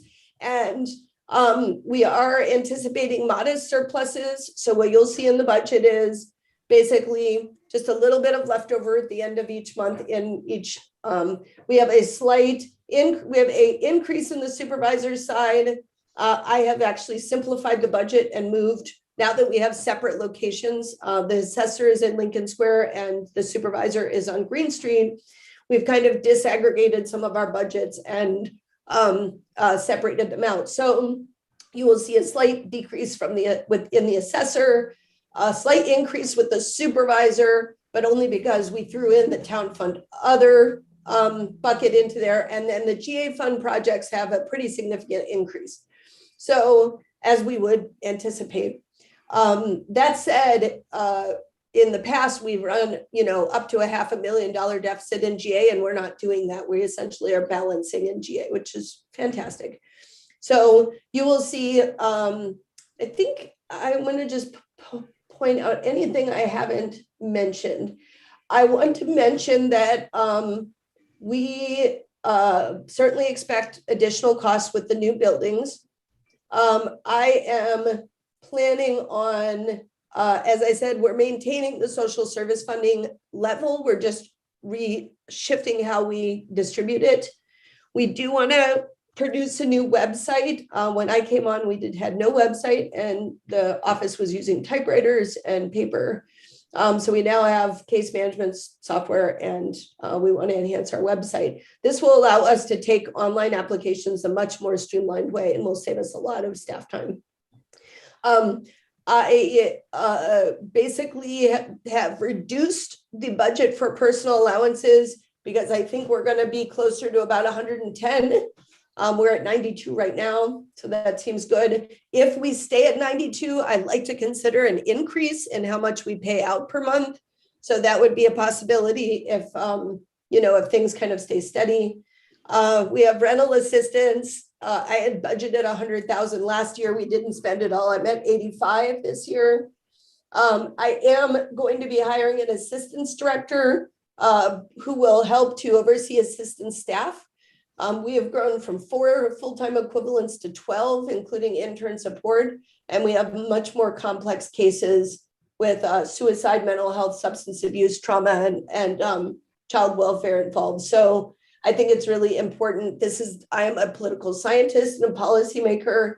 I am not a licensed clinical social worker, and I feel strongly that we need some additional support in the office to support our case manager staff. The rest are retaining people who currently work for us. And I expect grants from at least 3 locations. The first is the state of Illinois. we receive rapid rehousing dollars, and we have been tentatively approved in the the continuum's budget. The second is that I am prospecting support to make 1 to 2 of the units fully accessible with roll-in showers and washer and dryers. And the third, which I did not include in the budget because I consider it long shot, is that we recently applied with the Community Data Clinic for a National Science Foundation grant, which would be $1 million in 2022. We are about $100,000 of that $1 million grant. And that grant would basically help low-income residents use mutual aid networks and technology to share rides. It's a very cool project. Not sure if the NSF is going to fund it. Didn't put it in the budget. If we get it, it's a big enough change that I'll probably have to come back and do a budget amendment, or maybe I'll have a better sense in a month and I will make some revisions and add it. But that's an exciting piece on deck as well. So I will stop there. I'm happy to answer questions about the budget. I also know that you need some time to digest it, since you're just basically seeing it now as the public is also seeing it. But I am available to you by email or phone, especially during business hours is great, to be able to answer questions about the budget. Take a couple questions now. I have a general question because we saw a lot of great details of the budget. And is it correct that what we're voting on is just this one-page ordinance that's kind of your beginning and ending balance with the expenses? So what you're actually, let me just show you this piece so that the public can also follow up. So what you're going to basically do is put this draft budget on file for the public. So you're saying, yes, I'm going to put this draft budget. That would be the whole thing. And this is actually the updated numbers. I didn't have final numbers until I finished editing the budget. So this would be the ordinance. You're not actually passing this ordinance tonight. You're putting the budget on file. And I did want to show that the actual budget numbers are at the end here. I gave you the narrative highlights, but you can see that the numbers are here. And the formatting is horrible because today has been a very long day and I thought I could format documents on Monday, but instead we have shelters closing. So, but that is where you'll see the actual numbers and you can dig into that piece. Let me clarify that if I may. The motion should be a motion to designate this document as the tentative budget for fiscal year 2022. Then you can have it's made public and you have a public hearing on it and then you vote on it at a later time. But that's what you're doing, motion to designate the document as the tentative budget for fiscal year 2022. Would anyone like to make a motion to that effect?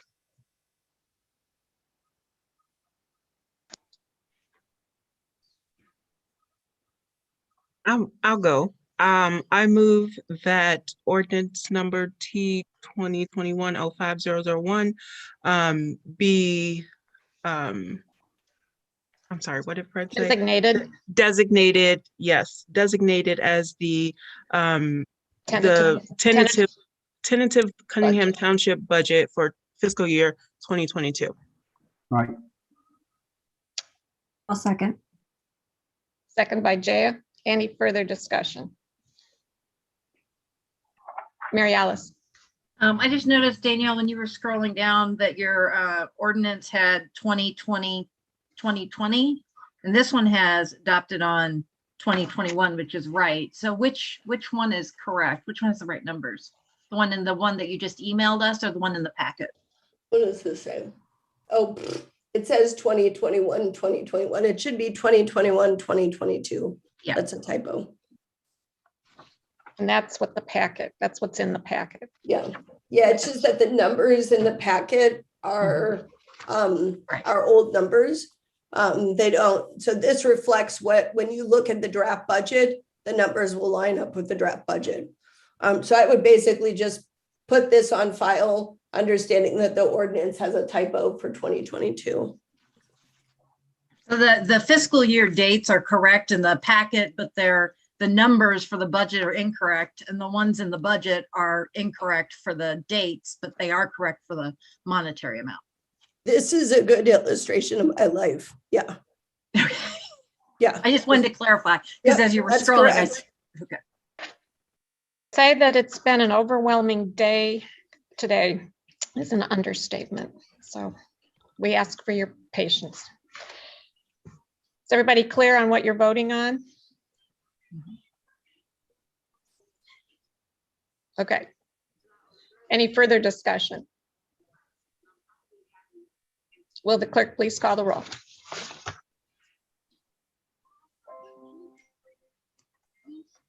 Ms. Wu, Yes.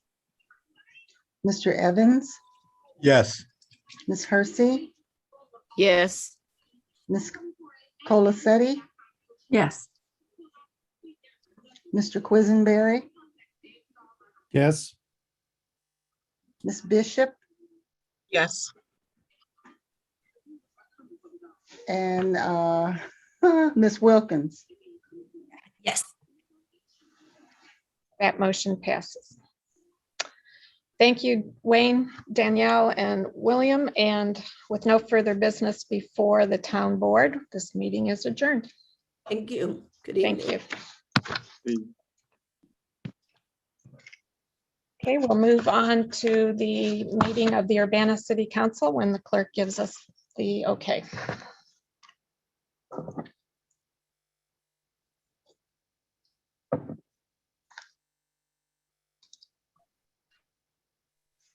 Okay. Okay, I'd like to call to order this meeting of the Urbana City Council for Monday, May 10th, 2021. We have a roll call, please. Ms. Wu, Here. Mr. Evans, Here. Ms. Hersey, Yeah, here. Ms. Colacetti, Here. Ms. Bishop, Here. Ms. Wilkins, Here. Mr. Quisenberry, Here. Mayor Marlin. Present. Next item is approval of minutes from April 26, 2021. Could I have a motion for approval? I'll move approval of the minutes from April 26, 2021. A second. Second. I'm going to give that one to James. Moved by Mary Alice, seconded by Sharice. Any corrections? You just said you were giving it to James. I'm sorry. I did say that and I wrote Sharice. All right, like I said, it's been a very long day. Any corrections? Will the clerk please call the roll? Ms. Wu, Yes. Mr. Evans, Yes. Ms. Hersey, Yes. Ms. Colacetti, Yes. Ms. Bishop, Yes. Ms. Wilkins, Yes. Mr. Quisenberry. Yes. That motion passes.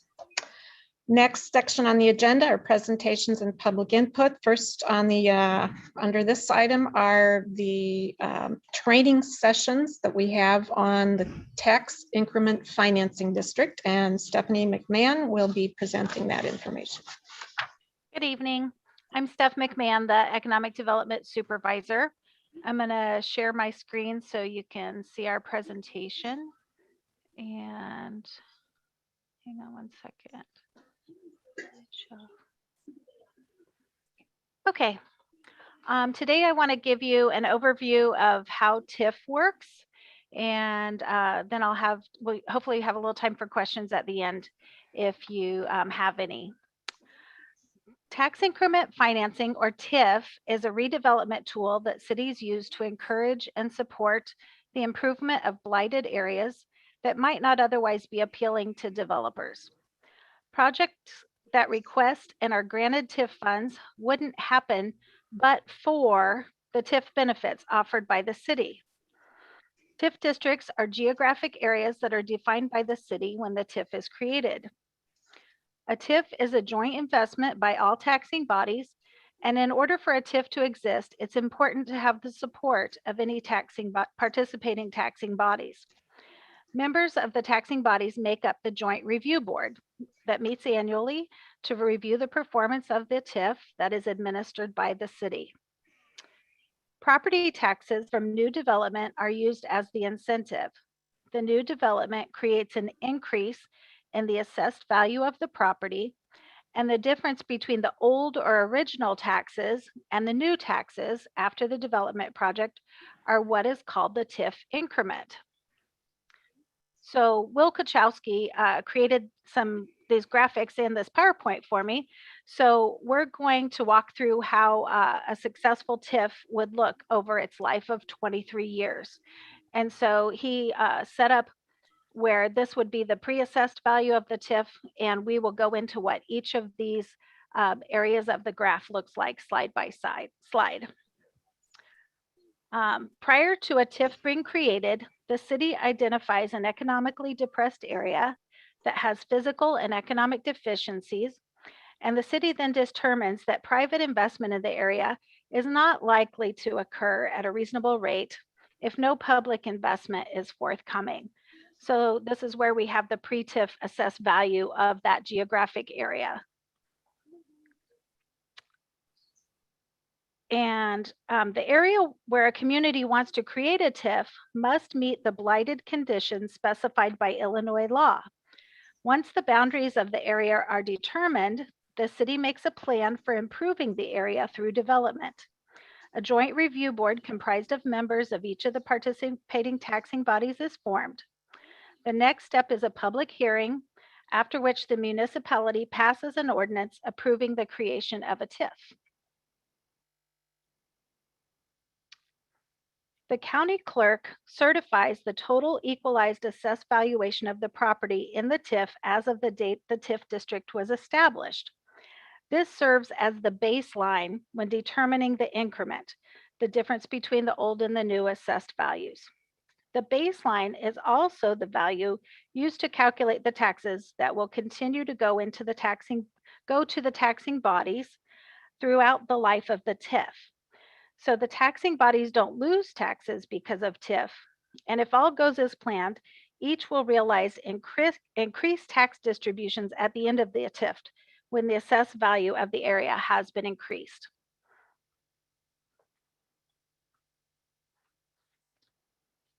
So this slide is just to demonstrate that in that base value of the TIF, all of our taxing bodies are in there and how they are percentaged out to share that base value at the amount that is available. Slide 8 shows the increase in assessed value generated by development. The tax increment from that increase is used by the city to promote redevelopment that wouldn't have occurred again but for the creation of the TIF. So for the life of the TIF, the city is the temporary custodian of that increment and should use the funds generated to promote new development and upgrade infrastructure to support that new development. TIF eligible costs, those expenses that may be legally paid for out of TIF, include the items listed on this slide, such as land acquisition and prep, rehabilitation of public or private buildings, construction of public works improvements, studies, plans, professional services, marketing of the TIF area, and even TIF administration. TIF eligible expenses for a specific development include such costs as demolition of a building in poor condition, purchasing adjacent land to create a better site, creating architectural drawings and engineering plans. In a redevelopment agreement for a project, the city may reimburse the developer directly for some eligible costs or rebate a percentage of taxes generated in future years. In some cases, the city could even choose to issue bonds secured by the incremental taxes the improvement would generate. After 23 years, the TIF may come to an end, in which case any unused funds are distributed as surplus back to all taxing bodies, which is what just happened recently with the City of Urbana's TIF 1. A TIF may be closed early if all of the goals for the area have been met, and it may also be extended for an additional 10 years if there is more work to be done. The graph in slide 12 visually represents the increase that each taxing body will receive after the closing of a successful TIF. You can see that the assessed value of the whole TIF has increased because of redevelopment and improvements, raising the tax base to a higher level. This slide represents what would happen if there never were a TIF. In that case, it's unlikely that the blighted area would realize growth without the incentive of a TIF, and even more likely that the base assessed value would continue to decline as infrastructure continued to crumble. Here are some frequently asked questions about TIF. Do TIFs harm schools? No, they shouldn't harm the schools. And our schools participate as taxing bodies in our TIF districts. Do local governments lose taxes? No. Again, they shouldn't, because redevelopment agreements happen because of the but-for TIF to help with the development to increase the tax base, not raise taxes. In regards to historic preservation, there are eligible expenses for provisions but there are restrictions to use TIF funds to demolish historic resources when alternatives exist. What about enterprise zones? You'll see on our TIF maps that in some cases our enterprise zone map and our TIF maps overlap each other, and that's okay. However, we can't do property tax rebates from the enterprise zone when it's also in the TIF. So in that case, the TIF takes precedence, and though we can't abate those property taxes, we could rebate money through the TIF instead of the enterprise zone. So there are some rules we have to follow when that happens. Can the city move money between the TIFs? Yes, we can. If the TIFs borders are touching or contiguous, money can be moved between them. And to learn more about TIF, we have a lot of information on our city's website. There's a lot of information online. We hold an annual TIF Joint Review Board meeting, and I'm always available for questions along with other city staff. An overview of Urbana's TIFs. Here is a picture of our TIF maps, which are also available on our website. This orange or peachy section is TIF 2. The reddish area is our central TIF, and the purplish pinkish is TIF 4, which starts near the downtown but continues on this map to the right up through Cunningham Avenue. TIF 2 is going to expire at the end of 2022, and it's already been extended once, and we've accomplished a lot of our goals in TIF 2. So the increment for fiscal year 2020 and TIF 2 was $1.2 million. And some of the projects that TIF helped in this area was 5 Points, Schnucks, Stratford Apartments, and the Boneyard, which is now located in Central TIF. TIF 4 expires in 2025, but we would have the option to extend that TIF if we wanted to work on that as a goal. And the increment for that TIF right now for 2020 was $973,000. And some projects that have happened in TIF 4 include Napleton's Auto Park, Creative Thermal Solutions, the Hanford Inn, which was redeveloped into JX Enterprises, the Airport Road reconstruction. And finally, the Central TIF, which encompasses all of our downtown, is a newer TIF. So it's a young TIF and doesn't have as much money, but it's not due to expire until 2040. The increment for fiscal year 2020 was $191,000. Some projects that there are redevelopment agreements on are 200 Vine Street. Those are the townhomes going in right next to the city building. Excuse me, the new Landmark Hotel, the Broadway and Broadway Food Hall. So, and as you can see here from the notes, some Central TIF projects have been supported by funds that were transferred from TIF 2 because they're contiguous. We can do that. So I know that was a lot of information very quick, and TIF is complicated. I am by no way an expert, but I will do my best to answer any questions if you have them or get you answers. Questions for staff? Sharice? Please. Yes. Because when you're talking about TIFs, so you know how I have been pushing for a grocery store here on the in Ward 3. Is there a TIF that would cover, or would even that kind of business qualify for a TIF? Yes, the business it would. There are costs for new construction that aren't eligible for TIF, but then there are costs as far as, like I said, land acquisition or planning. So we would have to look at each situation and what was being redeveloped on the whatever land was chosen and make sure it was within a TIF district. But absolutely. Okay. Other questions? Jaya? I have a couple questions from the businesses side. So the first being the list that we have of types of expenses for development. Is that an extensive list? Are there other things that are not covered? I've been poking around on the website, but I think I might have missed it if there are additional things. Sure, we have to follow the TIF law and what is eligible. So usually the general rule is it has to be attached to the building or the land. But usually if there's a question, I have people, let me know. And then if I was uncertain based on the TIF law, which is a very long page document, we would check with our TIF lawyers to make sure it was eligible or not. Okay, and then kind of related to that, if an application comes in from a business that's in a TIF designated area, are they automatically eligible, or what is that? I know that obviously there's a voting process, but is that kind of the baseline? Well, it depends on the size of the project. We have some small grants that are TIF funded grants called business development and business opening grants. And those are for new businesses or expanding businesses. And that's kind of set up to be an automatic process because they're smaller grants. So we don't have to bring those to you.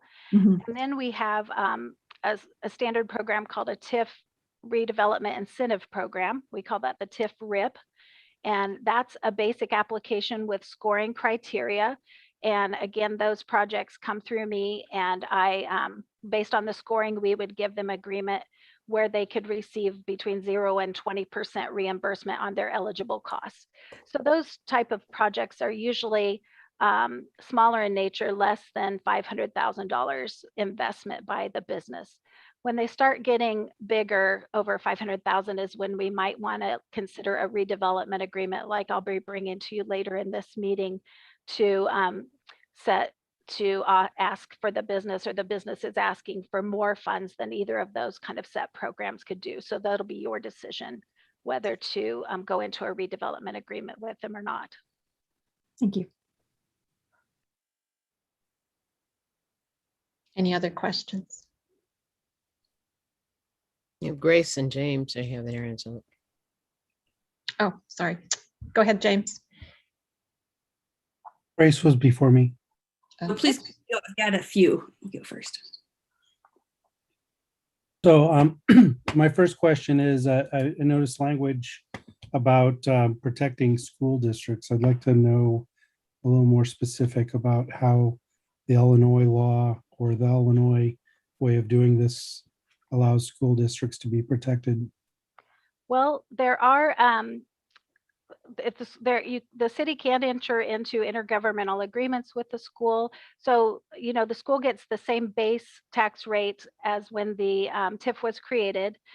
There are such things as make whole agreements and that type of thing that the school district can enter into, or if they have eligible projects that are like expanding onto the school or have TIF eligible expenses, they could come to the city to be reimbursed for that type of thing. But there's no option for them to opt out under the Illinois. Well, when the TIF was created, the city talks to each of those taxing bodies to see who will participate. So I believe back when the TIF was created in Urbana, they would have talked to the school and gotten their agreement to be part of the participating program with the TIF. So Can it go forward if some taxing bodies don't agree to it? I know there has to be some legislative help in that creation, but you definitely want to have the support of the taxing bodies in creating a TIF or extending a CHIF for the most success. All right, and for those programs where there's a scoring criteria for eligibility, is any of the criteria directed towards minority-owned businesses or women-owned businesses?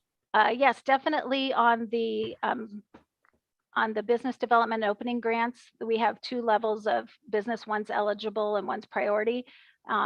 Minority-owned businesses are priority, so they would get higher consideration. Thank you. Grace. Okay, I have 4 burning questions, and I think they're quick, and if not, feel free to just point me to the information. Okay. Number 1 is where/is if our TIF spending is recorded and advertised anywhere, like publicized? The Joint Review Board is a public meeting that our participating taxing bodies participate in, but anyone can. It's open to the public and is an annual meeting. And then the TIF totals would be in your budget, and planned budget spending would also be, the TIF counts would be in your budget. Okay, thank you. And do you have an idea of kind of what percentage of the property taxes are going towards TIF? Like it looked like Cunningham 4, there was about 2/3 of the current property taxes were expected to be going to TIF, and the base assessed value is about 1/3 of the property taxes. Is that correct? I don't have it right off the top of my head, but I can get that information for you. Okay, thanks. Number 3 was, do you have, I was wondering what's the system for defining but for with the TIF? How do you correlate? How do you, find the causation between the correlation of businesses and property tax increase? The business should really be coming to us saying, but for the help from TIF, we will not be able to do this project in our community. So it's not really something, it's more of a conversation that happens. So we do run numbers. Will does that for the city and helps me out running statistics based on how much investment is going in, how much TIF increment will be generated, and if we're to enter into an agreement, how much the city would contribute from TIF. And we also take into consideration, of course, jobs created. Is it something the city really needs? So all of that kind of goes into the statistical analysis that we can share with you on projects. And so we can see what the return will be to the city. Thank you. And the last question was wondering about after the TIF ends, like say the next year after it ends, does the tax body just go back to its usual split with the new property taxes? Well, when it ends, we have to make sure all obligations are paid out first. So even though TIF 2 ends in 2022, that doesn't, if there are obligations that have been promised, we have to wait till all of those are paid out. And then what's ever left of the remaining TIF gets split through with the taxing bodies based on their percentages. And then that increased assessed value would then raise their tax base for that TIF area when it's done. And then for the previous years after that, it would be just a regular tax split, like there was no TIF, right? Exactly, yes, but it would be at that higher tax base. Yeah. Cool, thank you. Got through all 4 of them, thanks. Oh, great, thanks.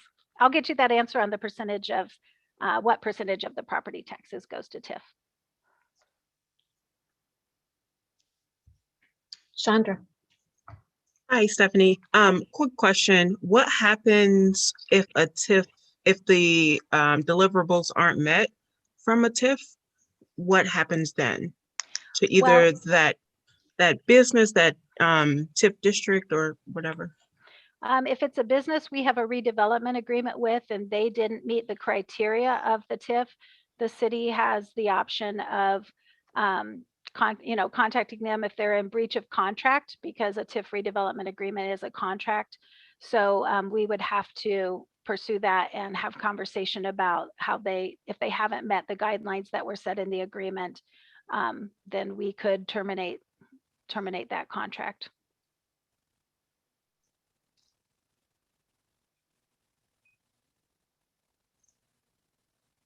Further questions? Okay, Thank you. thanks, Steph.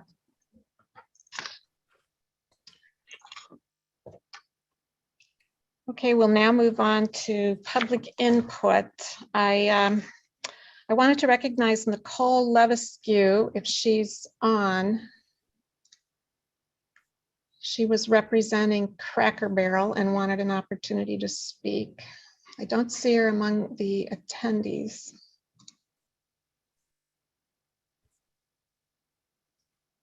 Jason, did you admit her already? No. I did not. She was on earlier, but I don't see her now either. So she might have left. If I see her back, I'll be sure to point her out. All righty. Okay, we'll move on then to Tracy Chong.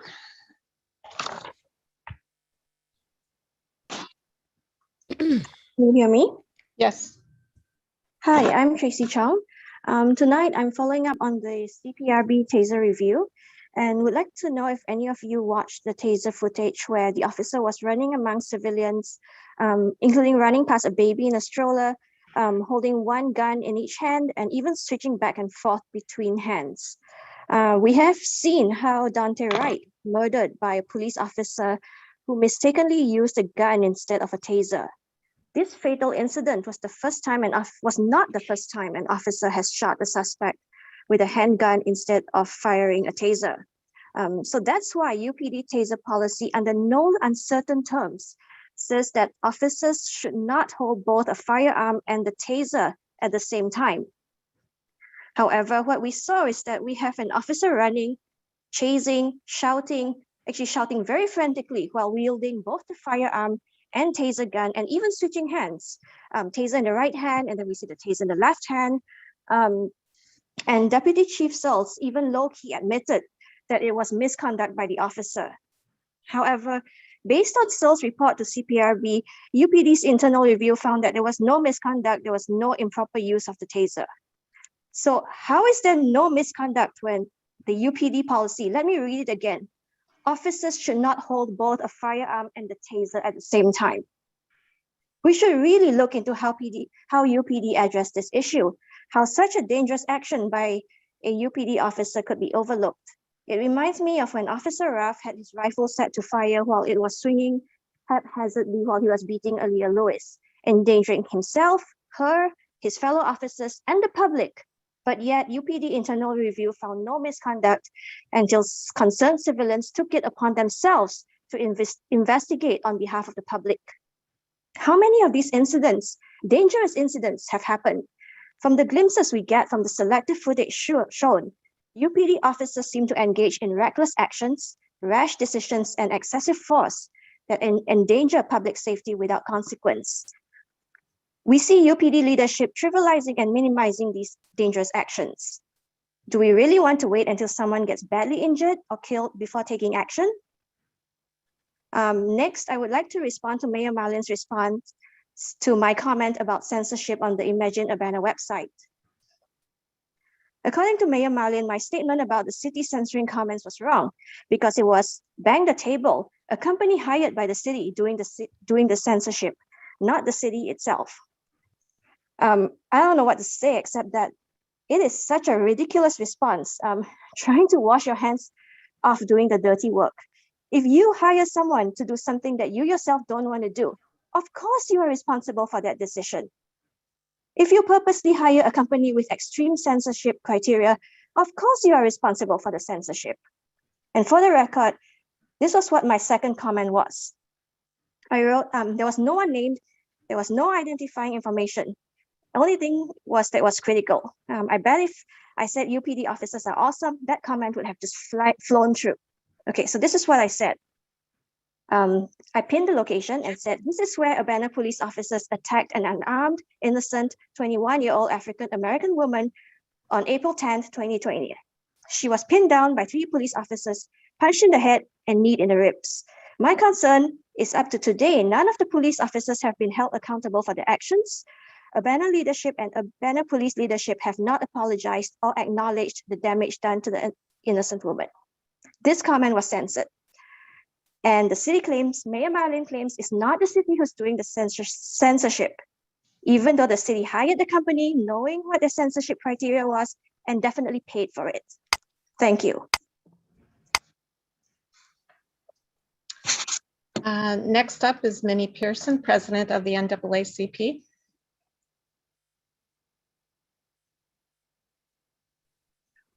Thank you for recognizing me, Mayor. My questions have been answered, so thank you so much. Thank you. Next up is Alan Max Axelrod. Hi there, can you hear me? I'm on a different device. Yes, we can hear you. Okay, Thank you. I'm dual wielding meetings at the moment, so I'm just on to clarify a remark that I had made. Arkansas and Texas have a lower per capita COVID caseload than Illinois. That's what I had intended to say. I accidentally said higher in my public comment earlier. So just to recap those dynamics, the state of Illinois, while the situation is improving, is far behind Republican-led states, including Arkansas, the worst state in the country for renters, because they don't even require habitability for landlords to still be legally entitled to rent. That is to say, they can rent out a property that is completely unlivable, infested, no utility service, and they have a lower caseload than us, in large part because they have a utility shutoffs moratorium. And on top of that, the protections that we have in place right now with UDAP and with the potential appropriation of $1.4 billion from HB 2877, it's not going to be enough. This is something that media sources have said to me as well. I'm not going to scoop their reporting beyond saying that. And so I just want that to be understood. I had misspoken. Texas and Arkansas have a lower per capita COVID caseload rate than Illinois. And they are, I think, the only 2 Republican-led states with utility shutoff moratoria. Anyway, have a good evening. Thank you.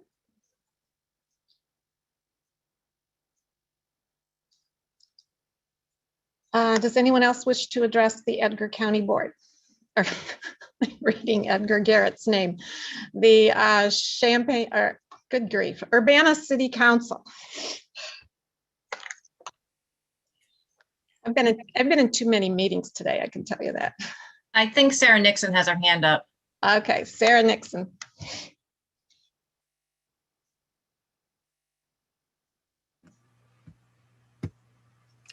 This is Sarah Nixon. Good evening, City Council. A status update on the One Door pilot project is long overdue. The city announced the program in August 2020 as a major measure to reform how it responds to mental health crisis calls. The public was told that the One Door program would introduce a brand new team dedicated to mental health issues, and according to the resolution approving and authorizing the execution of a community partnership agreement passed by City Council on December 2nd, 2020, the program was due to commence January 1st, 2021, with the terms of the agreement stating its expiration on December 31st, 2021. Mayor Marlin and the Urbana Police Department told us that the One Door program will be based in the See You at Home headquarters. We were told in August that an architect is working on plans and a contractor will begin work soon at See You at Home's building on Washington Street in Champaign, and we're told to anticipate completion by early 2021. Despite major public opposition and outcry, the city authorized massive spending from the Urbana taxpayers' coffers, committing millions of dollars to See You at Home. The proposal, authored solely by the Urbana Police Department, estimated the one-door program would cost up to $2.1 million in the first year of operation, another $1 million in 2021, and $2.2 million each subsequent year. Joel Sanders told us that See You at Home will manage the program and Rosecrans will manage the crisis response team. In December, you voted to hand out $80,000 to Rosecrans to hire a program director for One Door. But guess what? Here we are. It's mid-May 2021, and there is no sign of this program. The public has been left hanging, completely in the dark about what's going on, and all appearances point to nothing at all going on. You can look in vain at the Rosecrans on the Rosecrans website for any mention of One Door and for any word on what they are doing with our $80,000. There appears to be nothing at all about the One Door program on the See You at Home website. And now Fox Illinois reports today that See You at Home is shutting its doors and operations and programs are being temporarily paused. We've even just gotten confirmation of this at the Cunningham Township meeting. So See You at Home is incapable of providing even basic services.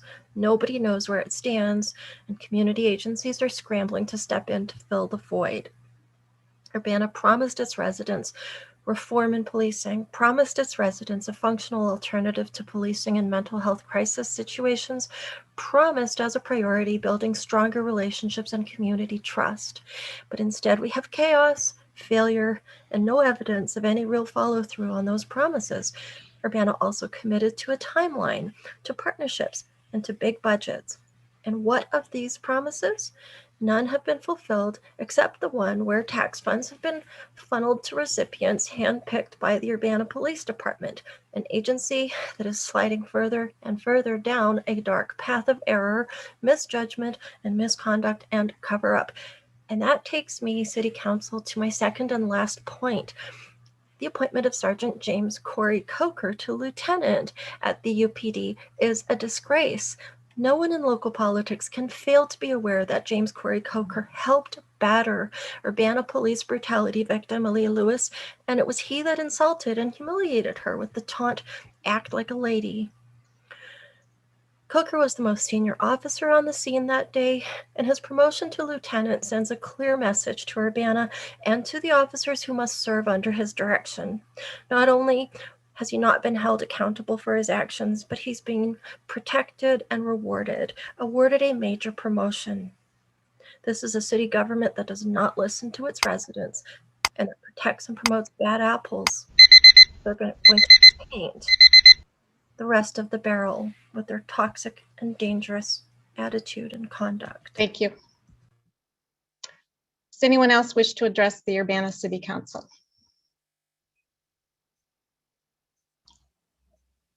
Looks Drake, like, yeah.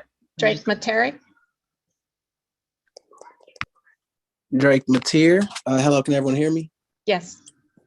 Hi, it's Drake Mateer. Recent graduate of the University of Illinois, but I have accepted the Masters of Public Health program, so you all have to deal with me for 2 more years. So here we are. But I would just like to echo the words of Sarah Nixon, as she perfectly described many of the concerns of the people, especially the concerns of the individuals, the comrades, the activists who have actively been in the streets since May of 2020, feeding the people, being there for the people, directing people to the resources, directing mothers who are taking care of children, who have lost children.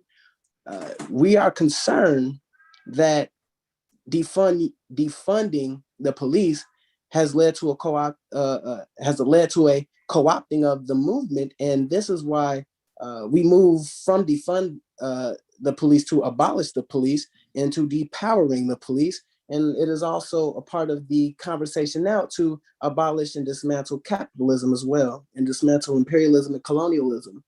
And so I hope Urbana, the city that has, that aura about them, that they're a little bit more left-leaning than Champaign, that they're a little bit more liberal. Well, maybe liberal isn't the right term, because Biden is a liberal and he increased the defense budget and is spreading Chinese propaganda. But I digress.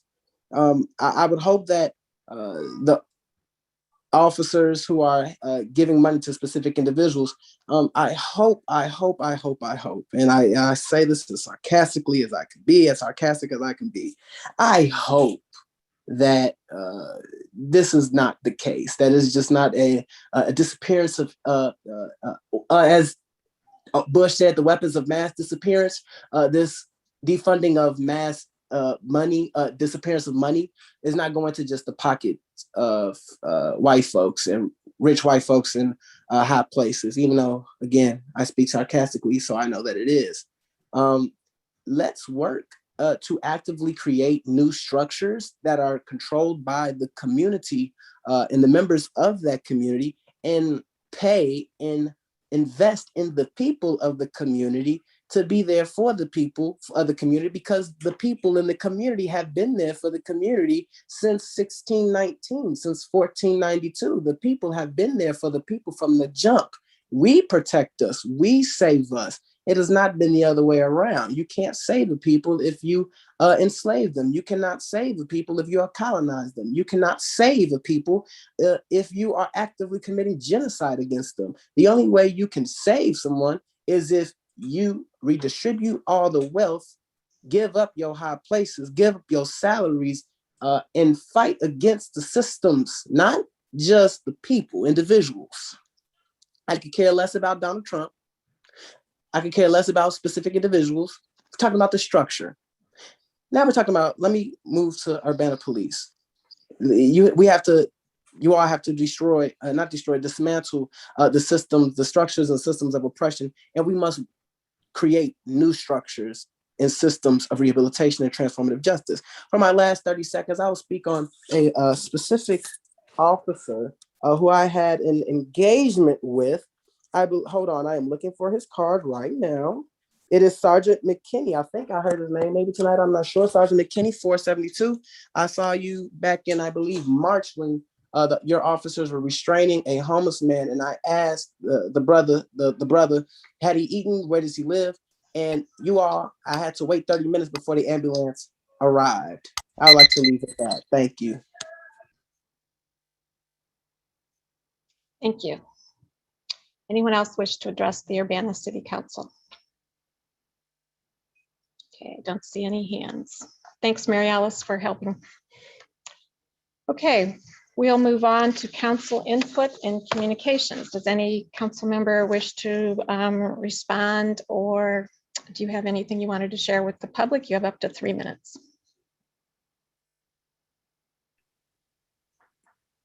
Grace. Oh man, where did I go first? Yeah, okay, I'll do it. Unless you want to. Okay. Just wanted to say that I, hear the public input and take that seriously.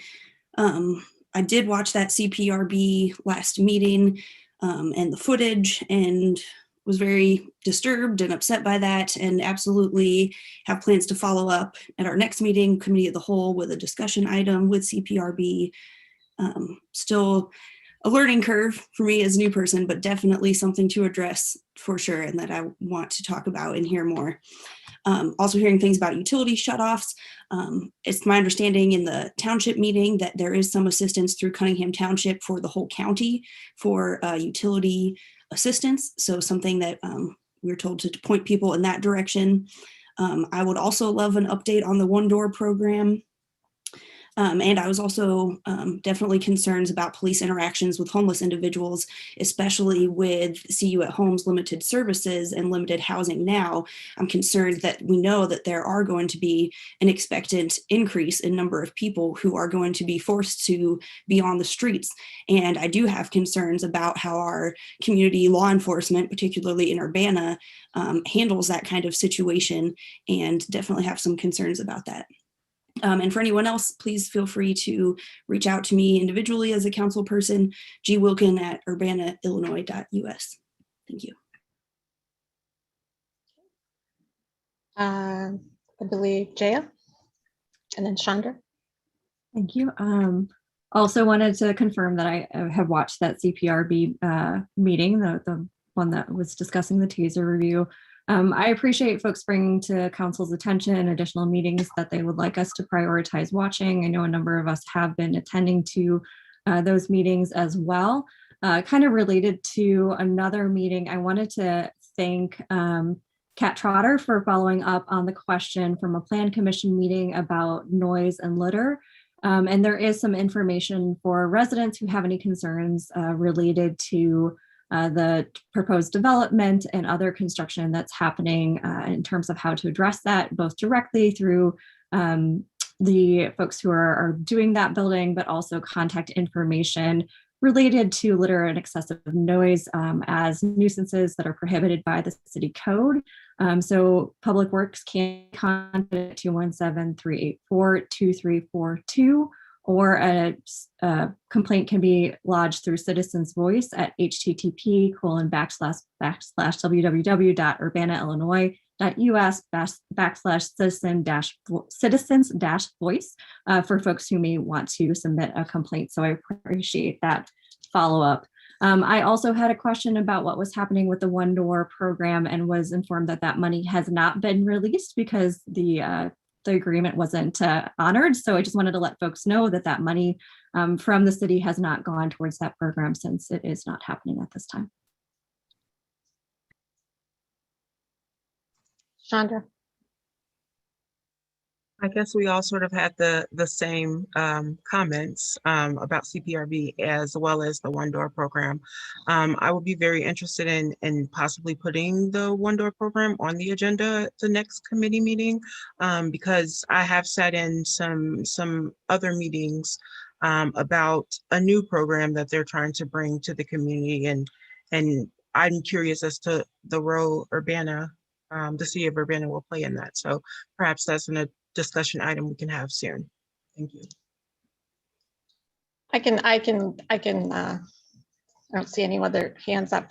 I can give you some. Diane, I just want to say one quick thing. Yes. Yeah, thanks for bringing up the CAT's information on the Plan Commission. I noticed that somebody had said that there was construction starting at 6 a.m. and by ordinance in the city of Urbana, construction cannot start before 7 a.m. and that has happened in my area. So I've called and left a notice, and they directly contacted the contractors to make sure that they didn't start until 7. So I just wanted to bring that up. Okay, couple things about One Door. First of all, no money has been transferred from the city of Urbana to any other agency. Last summer, we brought a concept to the city council for One Door, which was would have been a collaboration between the city of Urbana, Rosecrans, See You at Home, for really a very comprehensive wraparound emergency response program. As time progressed last year, and we did give some informal updates to the city council, people may not have heard, for various reasons that related to potential partners. Oh, and Carl Hospital was the fourth partner in there. The program or the plan did not progress. At this point, and for the last several months, the city has been in discussion with the city of Champaign to jointly develop a co-responder emergency response program, a scaled back version of One Door. It's something more doable.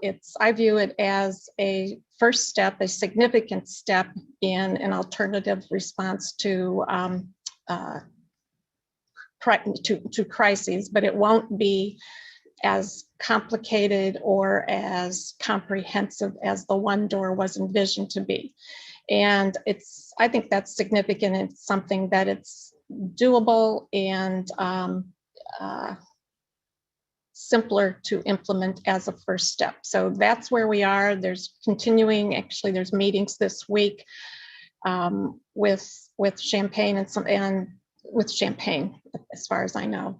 And we hope to bring a proposal to the city council soon. I don't have a date for that, but in response to some of the comments that were made earlier, we're not spending millions of dollars at this point. No money has been transferred.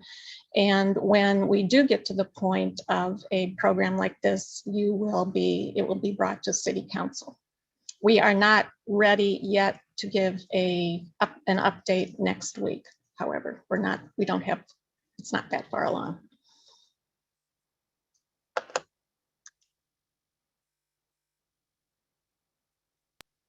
Okay, any other council comments? Okay, we'll move on to additions to the agenda. There are none. Unfinished business, there is none. Reports of standing committees. Mary Alice. All right, on behalf of the Committee of the Whole, I move approval for resolution number 2021-0502-020R, resolution accepting a grant from the Community Foundation of East Central Illinois for tree planting. Is there a second? Second. Moved by Mary Alice, seconded by Sharice. Further discussion. Mary Alice.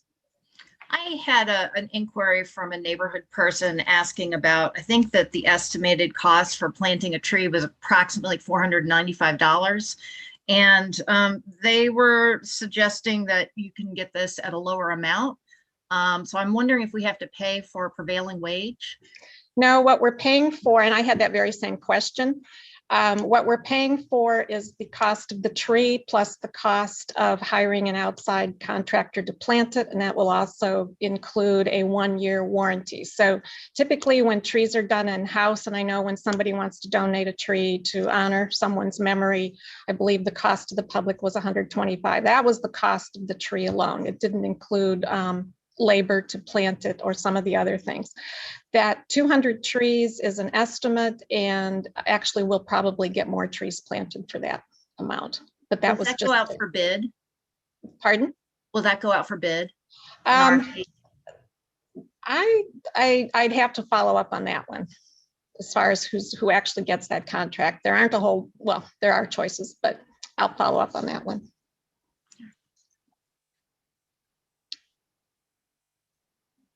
Any other questions? Okay, will the clerk please call the roll?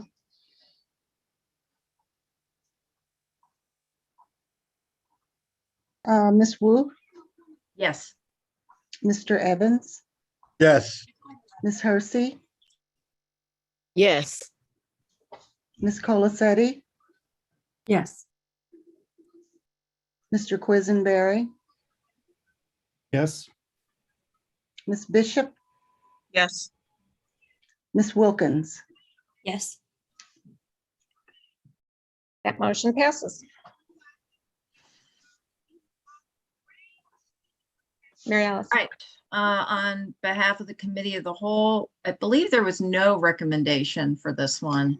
So I'm gonna move approval of it, although I'm gonna also suggest some amendments. So I move approval for resolution number 2021-05021R, resolution approving an intergovernmental agreement for animal impoundment services. Second. Seconded by James, and Carol had some updates and also answers to the questions that were raised last week.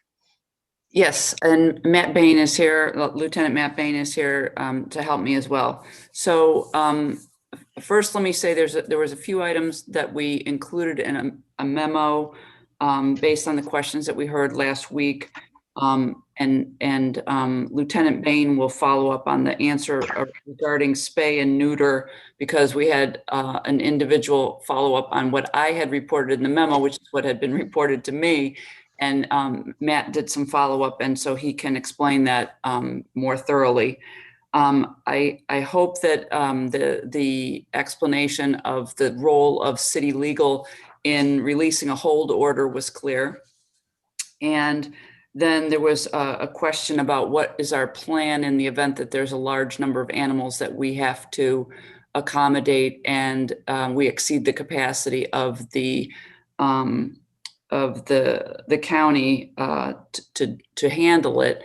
And And what I tried to explain is that those situations are quite infrequent, and we have a fair amount of control over whether we, whether we would trigger such an event, so that we wouldn't do it until we were prepared to accommodate the animals.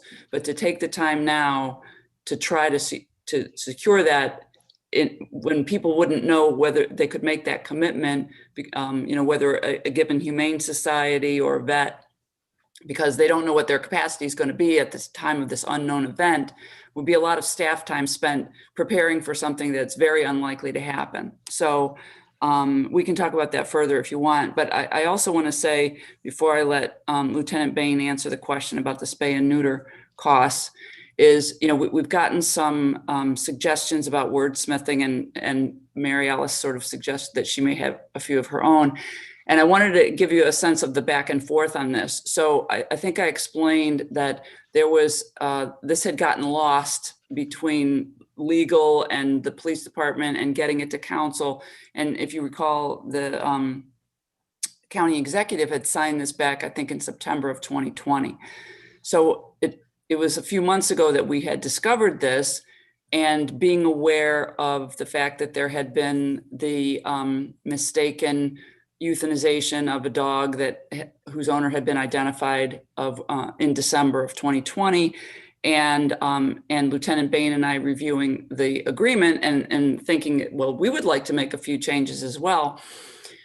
We approached the county about making changes, and they're reluctant to do that. And so let me say why.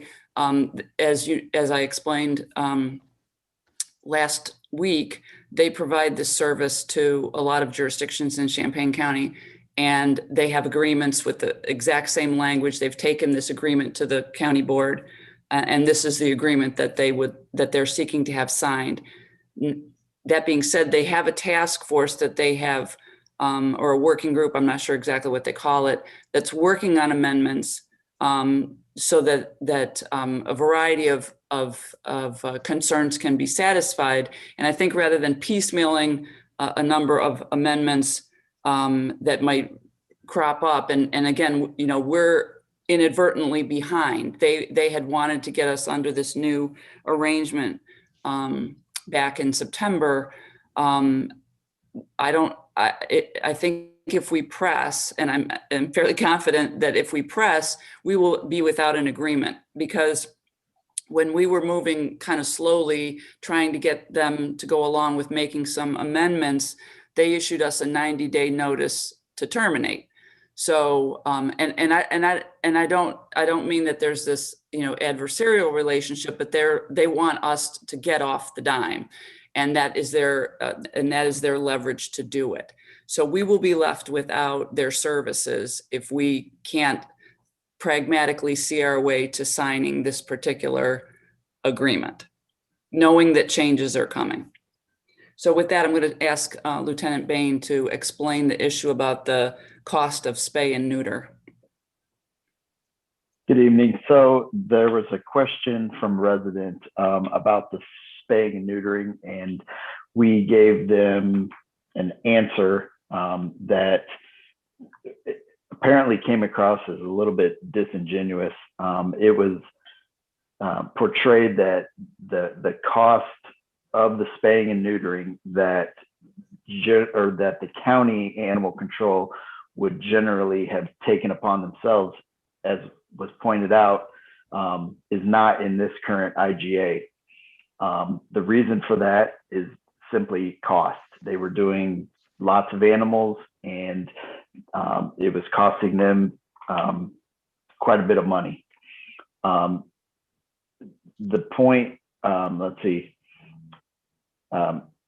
it was, I don't know, I guess suggested that there's going to be an additional charge of an adopting person for a dog or a cat when they're transferred to the Champaign County Humane Society. That's necessarily not the case. They don't get an additional charge. They pay an adoption fee from, or that the Humane Society, the Champaign County Humane Society charges, and all of the costs are included with that. whether the animal is spayed or neutered there, or it's already done. It's just one flat cost. So there's not an additional cost when an animal goes from the Champaign County Animal Control to the Champaign County Humane Society. An adopter does not get any other cost. So if that was suggested, that's not what was meant to come across.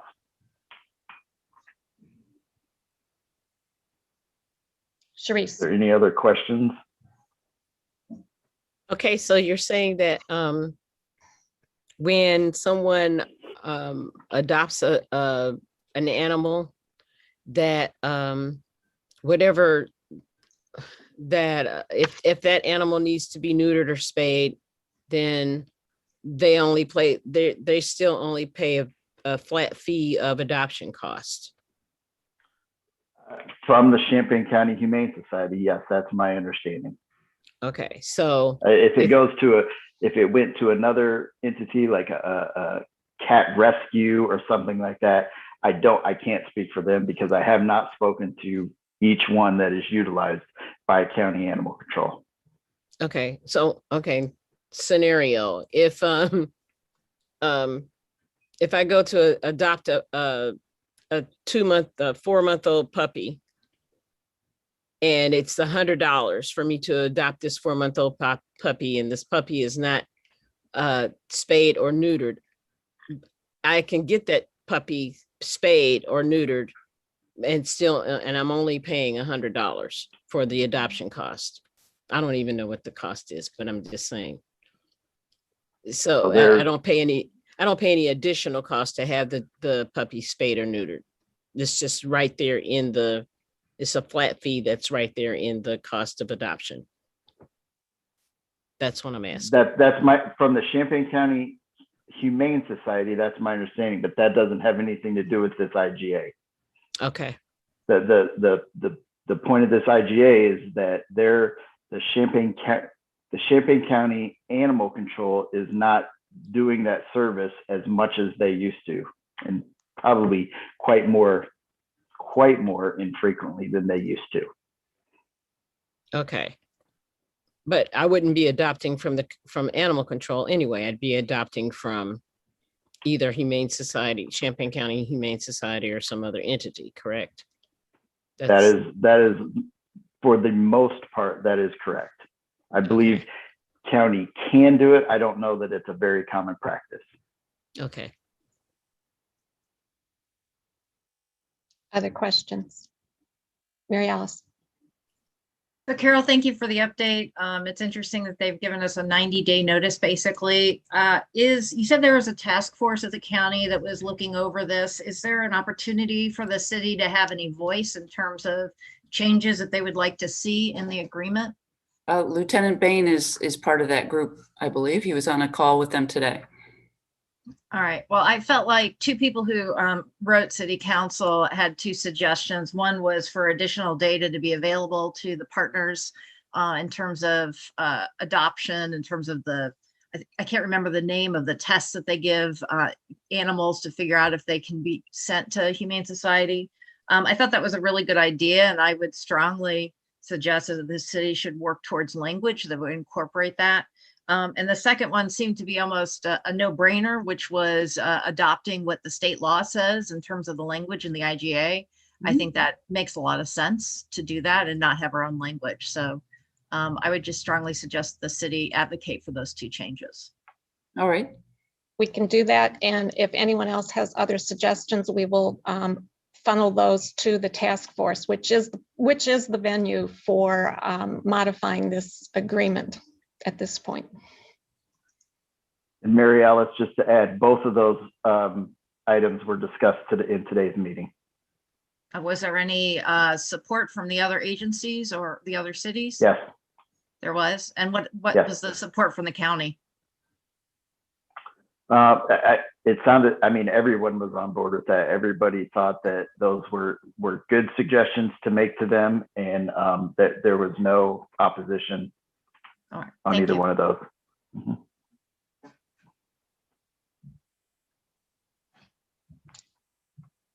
So I've had my hand up for a Sorry. while. Sure. I look for hands waving in the air instead of the hands in the corner of the screen. Go ahead, James.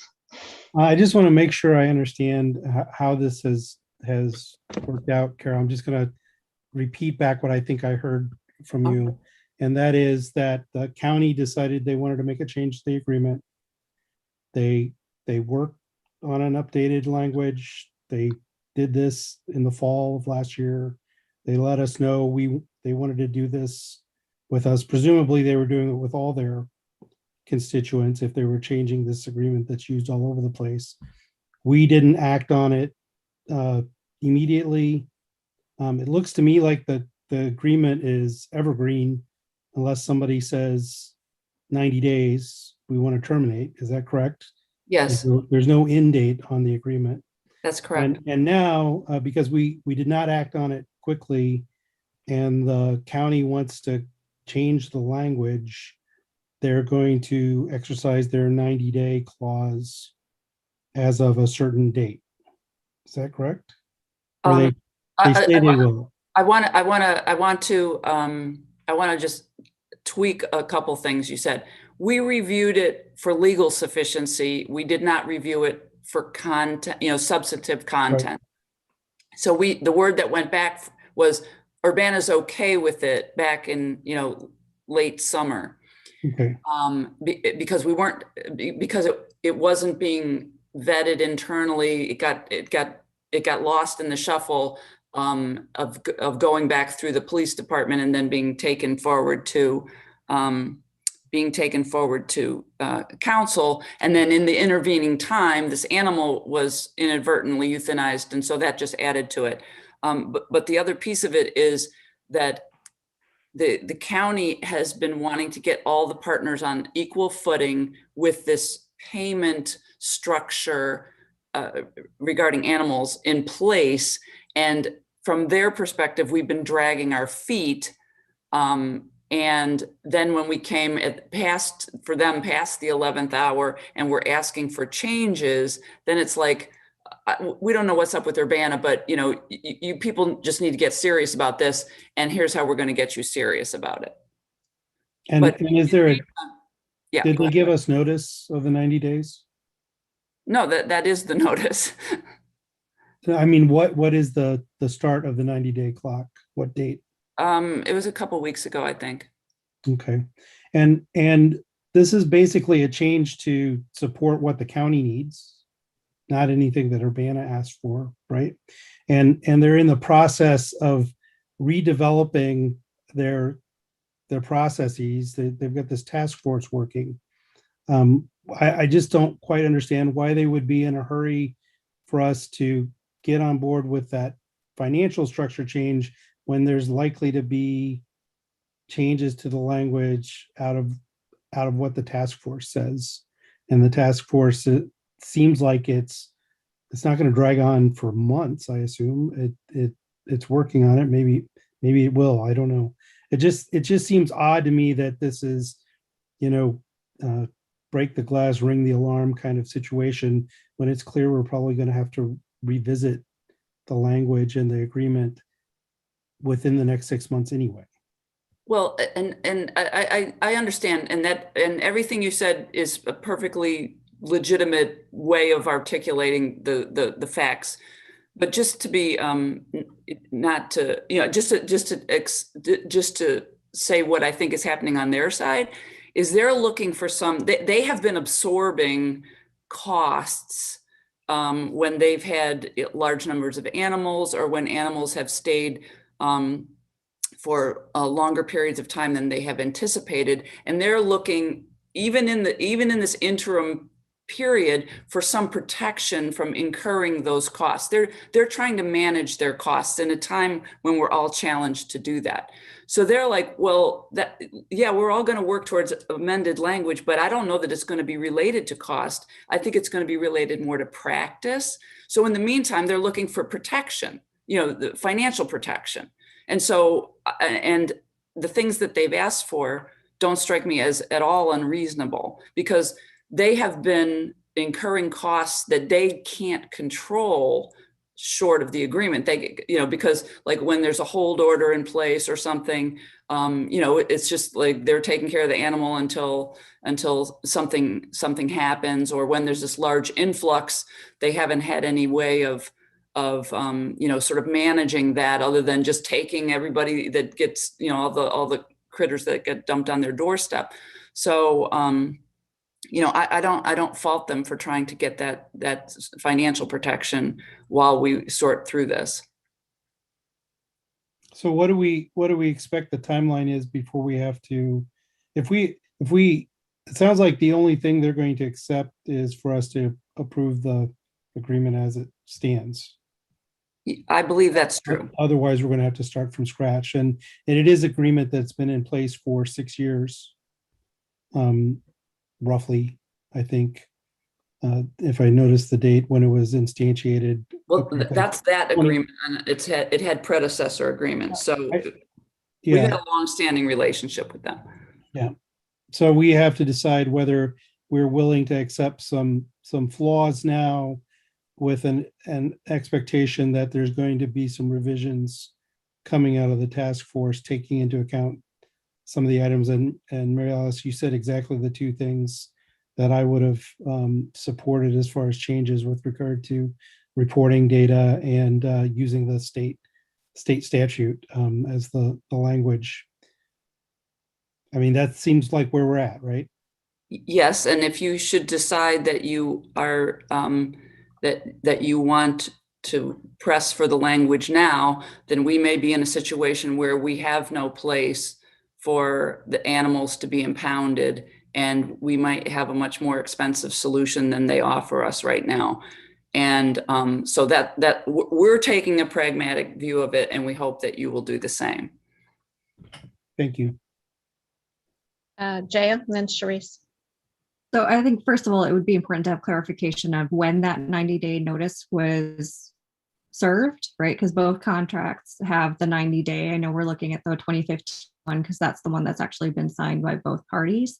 I think that it's unreasonable to ask us to compromise our ethics for cost convenience. So I think we need to be able to have a conversation. If we decide that this is the option, then we need to make that with our eyes fully open.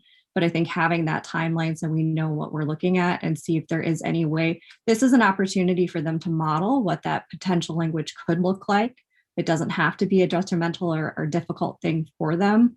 I think it would be great if we could talk to the county about their timeline, their needs as well. But I think that it's also important for us to know, like, what is that timeline, so we're not being asked to make a decision without all the facts.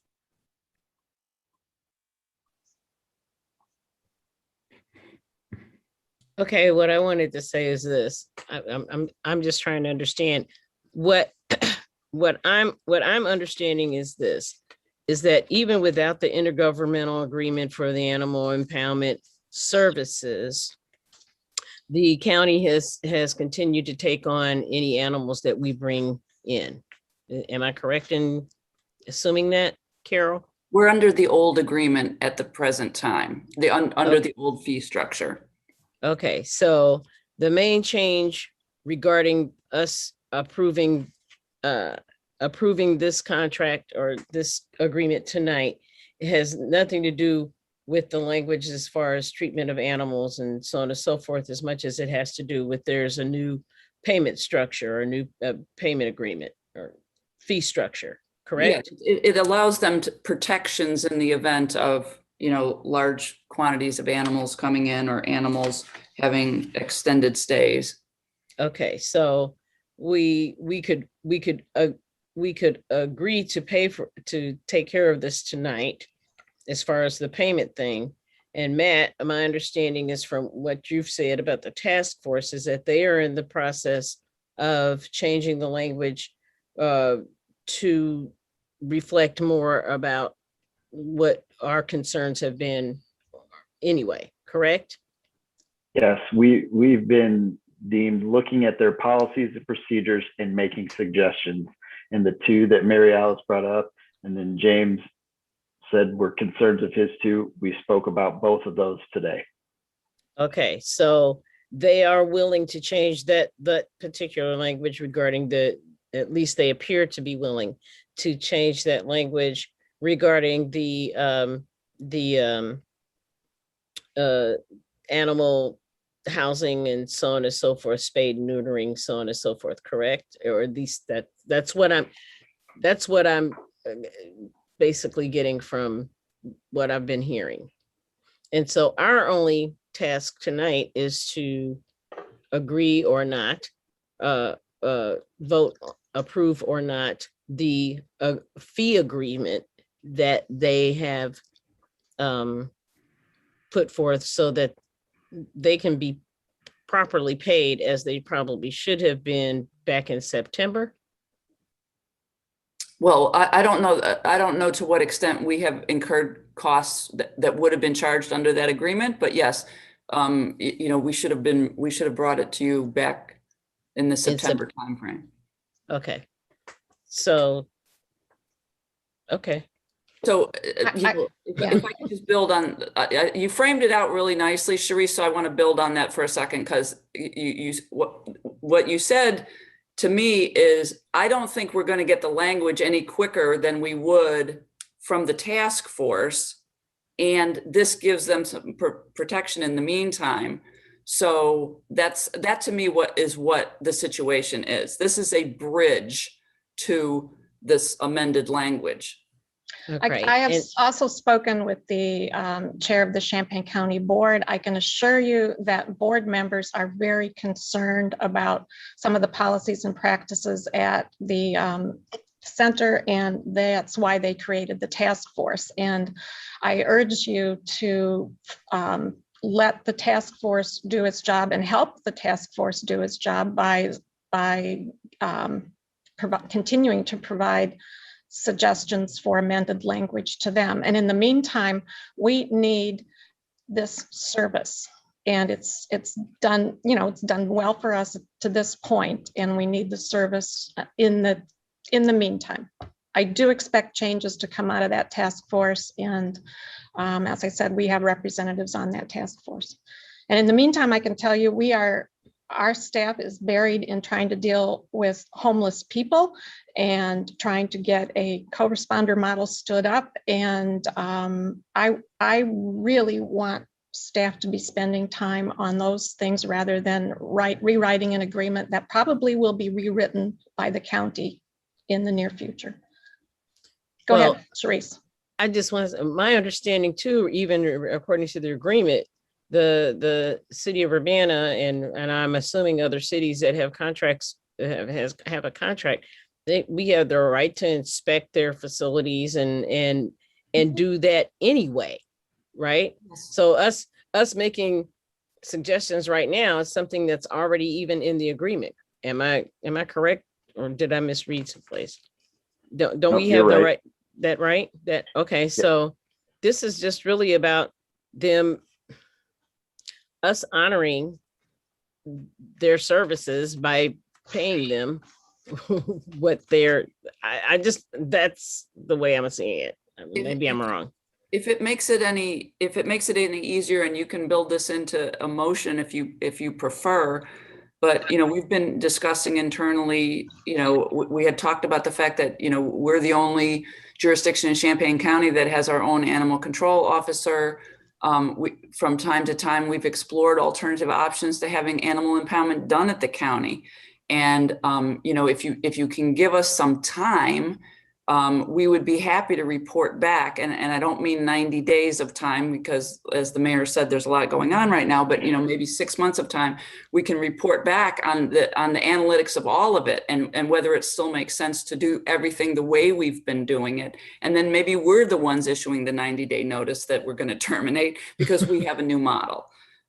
We'd be happy to explore all that. We just need some time. And right now we're under the gun of this, this notice to terminate, and we're just trying to bridge our way through. Yeah, because it didn't come to us in September. Yeah, and I don't know why that happened, but we discovered that it did, and now we're trying to put the pieces back together. Mary Alice. Is there any estimate in terms of when that task force will give their final recommendations? Is there any estimate of time? Are we talking 2 months? Are we talking a year? What is the time frame?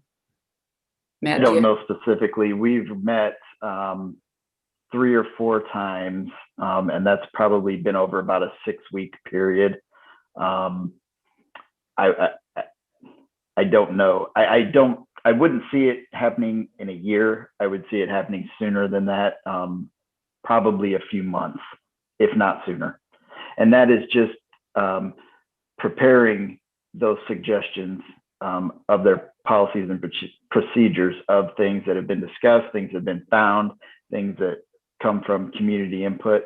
And that's what we're going to make the suggestion to the county board to do. And then, so the process for that is the task force takes an input, writes a report, and then the county takes into consideration that input and potentially issues an amendment proposed for the IGA. Is that the process? That's my understanding. The task force my understanding is just to make suggestions to better their policies and procedures. I don't think anything that we suggest has to be done, but they asked for the task force, so I don't know why they wouldn't do it as long as they're reasonable.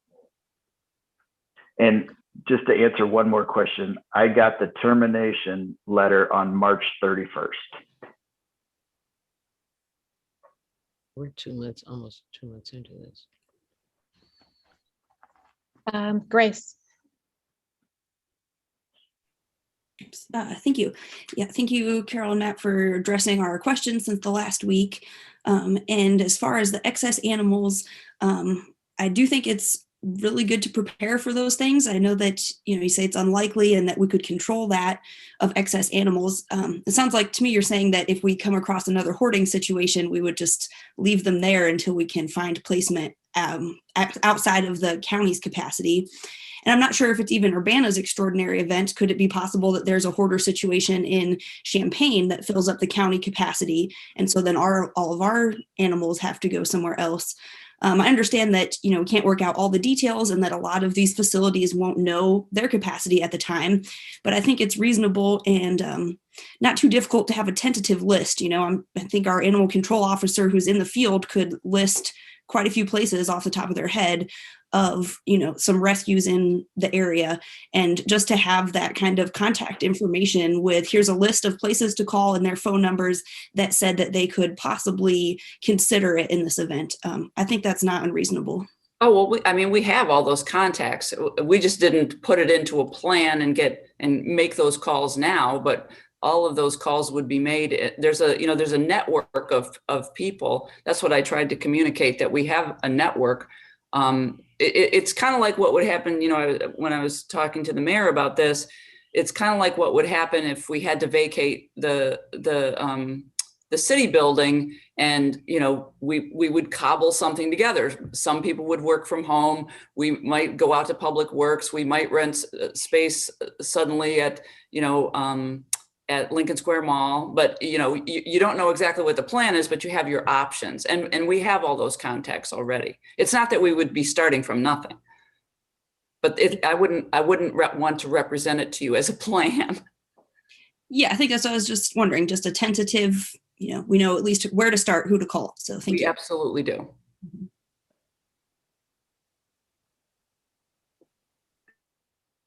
Any other comments?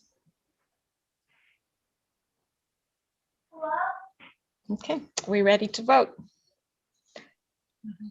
Will the clerk please call the roll? Ms. Wu, Yes. Mr. Evans, Yes. Ms. Hersey, Yes. Ms. Colasetti, I'm sorry, I might be doing this out of order. Is there any way to amend it to say that there'll be a review subsequent, like with the task force? Maybe I should have brought that up in discussion, sorry. Yeah, not once Not once we're voting, no. But that's something we can certainly do without it being codified. Okay. All right, I guess we'll come back to it. So I'll say yes for now. okay, you want me to hold your vote till the end? Yeah, thank you. All right, Ms. Bishop,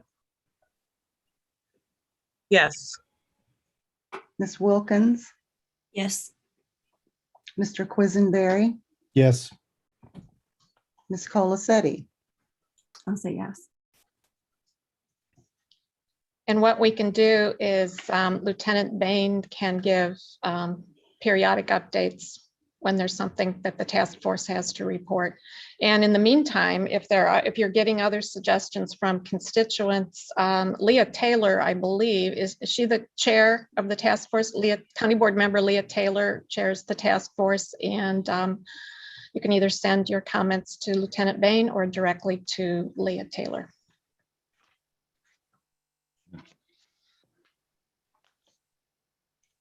Okay, thank you.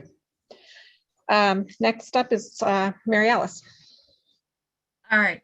On behalf of the committee, I move approval of ordinance number 2021-05015, ordinance approving a final subdivision plat for South Ridge 8 subdivision, plan case number 2418S21. Is there a second? Second. Moved by Mary Alice, seconded by Chandra. Further discussion? Will the clerk please call the roll? Mr. Evans, Yes. Ms. Hersey, Yes. Ms. Wu, Yes, and you're keeping us on our toes, Phyllis, because you're calling them out a different order all the time. So thank you. Yes. Ms. Bishop, Ms. Bishop, Yes. Mr. Quisenberry, Yes. Ms. Wilkins, Yes. Ms. Colacetti. Yes. That motion passes. All right, next up is ordinance on behalf of the committee of the whole. I move approval for ordinance number 2021-05016, an ordinance amending Urbana City Code Chapter 3, Section 3-43, increasing the number of Class R&T1 liquor licenses for Satara Indian Cuisine, DBA Tres Nopales at 114 South Ray Street in Urbana. Second. Moved by Mary Alice, seconded by James. Further discussion? Will the clerk please call the roll? Ms. Bishop, Yes. Ms. Wilkins, Yes. Ms. Colacetti, Yes. Mr. Quisenberry, Yes. Mr. Evans, Yes. Ms. Wu, Yes. Ms. Hersey. Yes. That motion passes. All right, behalf of the committee of the whole, I move approval for ordinance number 2021-05017, an ordinance amending Urbana City Code Chapter 3, Section 3-43, increasing the number of Class R&T 2 liquor licenses for CBOCS West Incorporated, otherwise known as Cracker Barrel Old Country Store, number 29 at 2101 North Kenyon Road in Urbana. I'll second. Who's the second? Jaya. Jaya, okay. Moved by Mary Alice, seconded by Jaya. Any discussion? Will the clerk please call the roll? Ms. Wilkins, Really changing it up. Yes. Ms. Colacetti, Yes. Ms. Bishop, Yes. Ms. Wu, Yes. Ms. Hersey, Yes. Mr. Evans, Yes. Mr. Quisenberry. Yes. That motion passes. Thank you. Next item on the agenda, reports of special committees. I don't believe we have any. Reports of officers.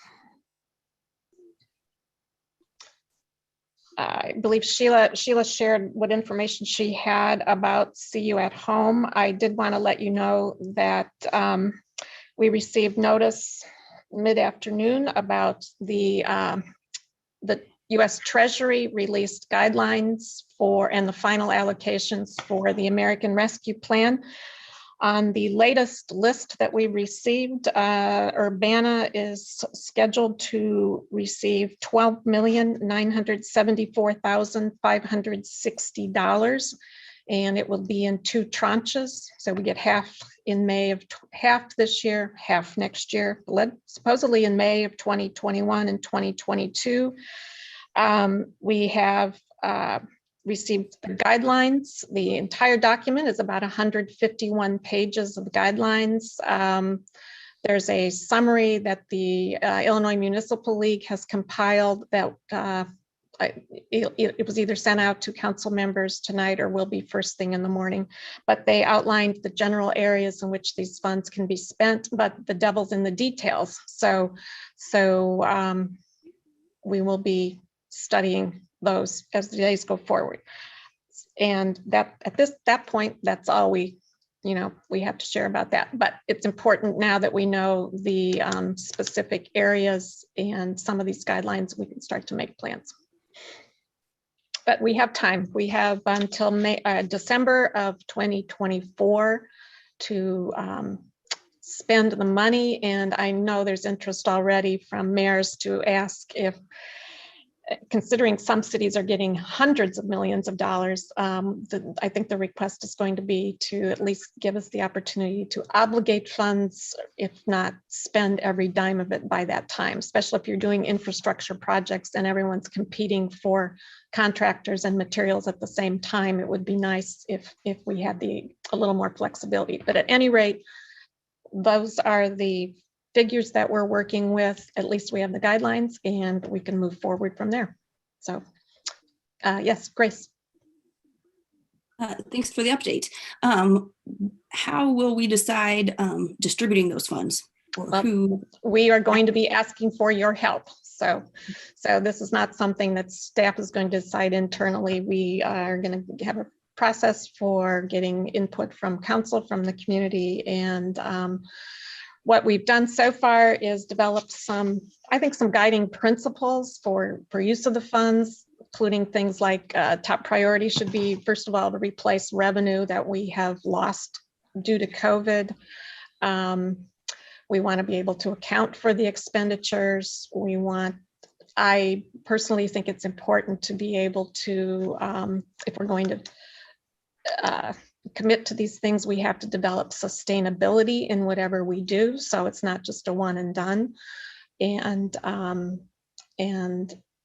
we need to be thoughtful about where we want to focus our efforts. So the federal government has focused it to a certain extent. They have broad categories of things related to COVID-19, public health measures, offsetting negative economic impacts of the pandemic, replacing lost revenue.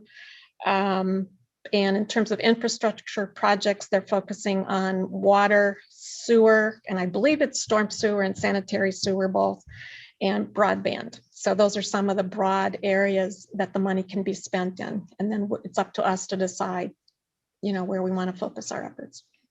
Yeah. Okay, one more. Is there an application or kind of like input process? I know this is very early on, but for the public, if there's, an organization or an entity that's, interested in some of these funds, is there an avenue in place, or should they reach out to the city or wait for a designated time? Wait for the designated time. Yeah, we're working on that. This is all coming at the same time that, as you know, we're moving into a bridge phase and then into phase 5. So there's going to be a whole lot of activity in the next month or two, just transitioning the city itself into phase 5, which means opening up in-person meetings. There's a whole lot of stuff that's going to be happening over the next month or so. But we will keep, you'll be notified absolutely when there are opportunities available. Thanks. Yeah, Jaya. Just a quick question, and totally understandable if you don't know yet. Is there any clause about supplanting for funds with this money? You broke up. Could you repeat your question? Sorry. Yeah. If there's anything about supplanting, whether the money, if there are restrictions about supplanting other funding sources with this money, if you know that yet. Don't know yet. Okay. Okay, stay tuned. This is going to be a very busy summer. Very busy. Let's see. That's it for reports of officers. Any other officers? Nope. Okay, we'll move on to new business. We have one item, resolution 2021-05-022R, which was the resolution approving a redevelopment agreement with Frasca International, 906 Airport Road. Yes, I'm bringing you tonight a proposed redevelopment agreement with Frasca International. Tom Frasca approached us about a new construction project they were doing at 906 Airport Road, or plan to do, to build an 11,005 square foot simulator building, and asking for TIF assistance from TIF 4, which Frasca is located in TIF 4. Frasca has manufactures a complete line of simulator types of aircraft, including that's used in flight schools and military organizations worldwide. Frasca has had a significant impact on the community, and they currently, or last I knew, employed 125 people and had delivered over 3,000 simulators to date. This project is expected to be completed in September of 2021 at a total estimated construction cost of $1.6 million. This proposed agreement would rebate 50% of the incremental property taxes generated by the project through the first 2 years following completion, at a maximum contribution of $50,000. The terms of this redevelopment agreement remain consistent with city guidelines per similar redevelopment agreements that we've done in the past. If the full rebate were achieved, it would represent 3.1% of the total project cost, or a public-private investment ratio of nearly 30-1. Frasca has been a great community partner with us, and due to the positive fiscal impact, the prospect of generating additional economic activity, facilitating the growth of a thriving local business, and past success of the developer, would lead staff to recommend approving this redevelopment agreement. And I am here if you have questions, and Tom Frasca would also like to address the council, as he wanted to share some information too. Go ahead, Mr. Frasca.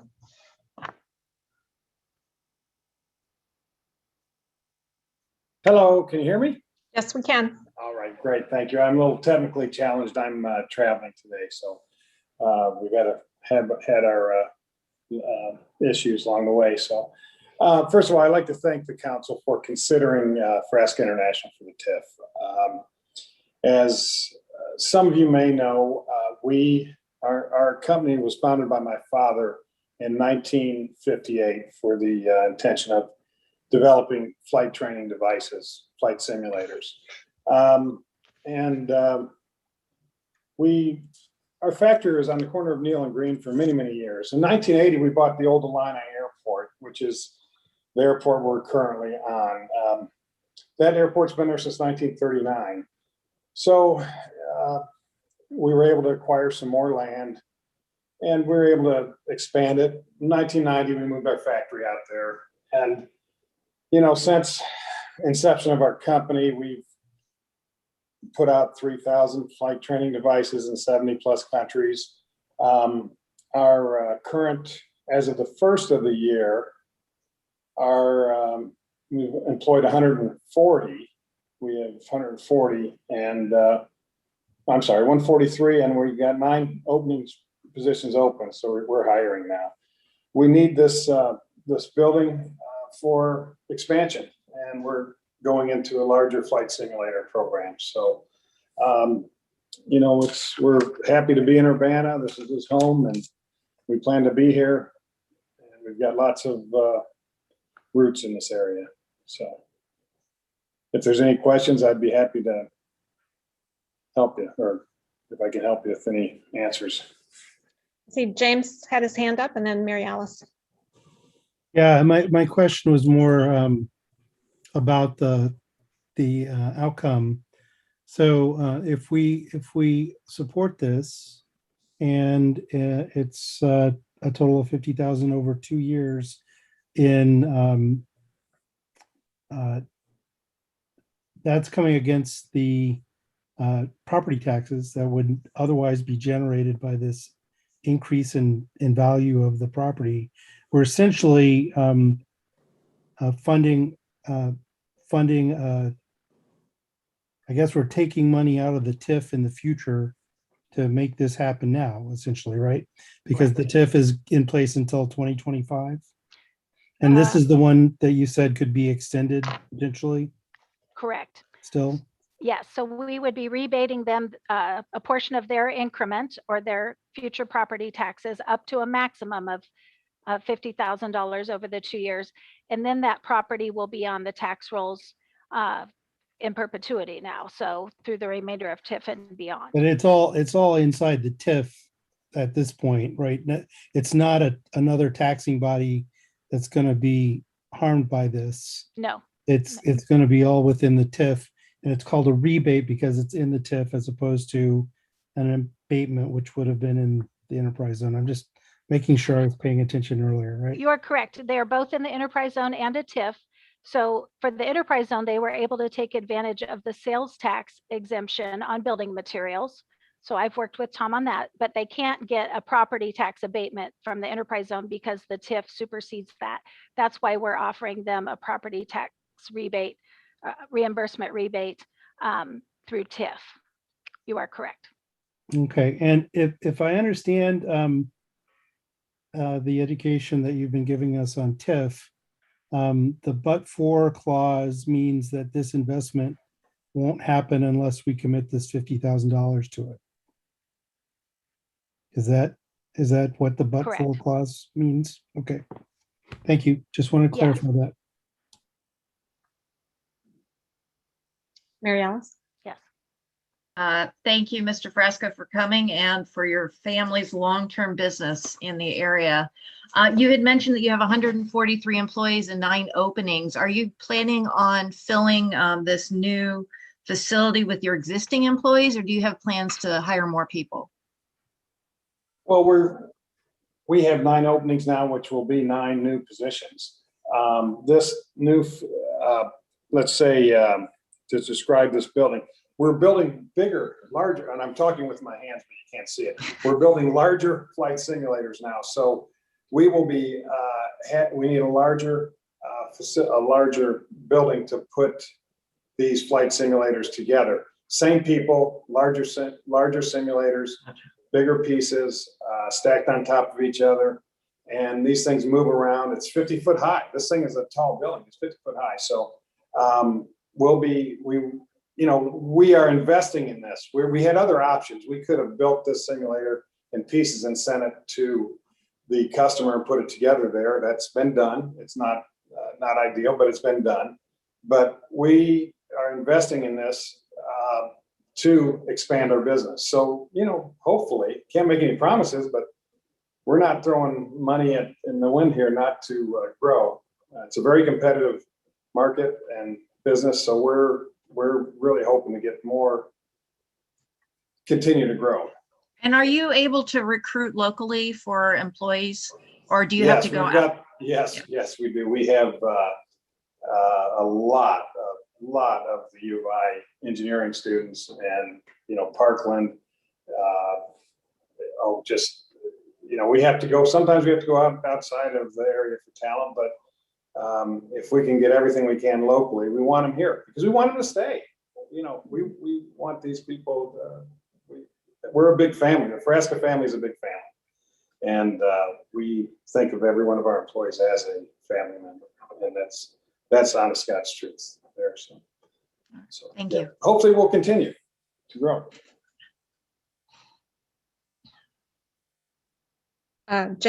Grace, sorry. Thank you. Question for Tom Frasca. Has this $1.6 million project, and this would be up to 50,000 rebate from TIF over 2 years. And it looks like this project's already on your website and construction finishing up in September. We're ready to roll on this. We really want to go. Yeah. So you're saying that if without this 50,000 coming out of 1.6 million out of 2 years, it's not even guaranteed that you wouldn't be able to continue with this new construction? No, I'd be lying to you if I said that. But we went into this hoping to get this tax, Thank you. this TIF. So I don't know if that Another, answers your question. yes, it does. Thank you for your Yeah, honesty. I mean, we've got to stay in business. This is part of it. And, you know, and business moves fast sometimes, especially in COVID. And, you know, the construction cost of this thing has really increased by about 35% over what our budget was. And question 2 about the previous redevelopment agreement, maybe for Carol or whoever is interested or knows, is because it sounds like we're still waiting to see if the city needs to pay back the grant that was for that 1.4, however many millions of dollars for Airport Road. Is it too late for Frasca to continue with their end of the bargain for that 40 jobs, or has that time window closed? I don't know if the time window has closed, but really, I think given that the language of that agreement talks about whether or not the goals of the agreement were met given the prevailing economic conditions, I think this redevelopment agreement is part of a narrative. And, you know, one of the things when we met with Tom and some of his colleagues, I don't know, I've lost track of when it was. It might've been pre-COVID. I can't remember. But we were talking, when we were talking about the agreement about Airport Road, you know, this has turned into as much about, maybe less about growth and more about retention.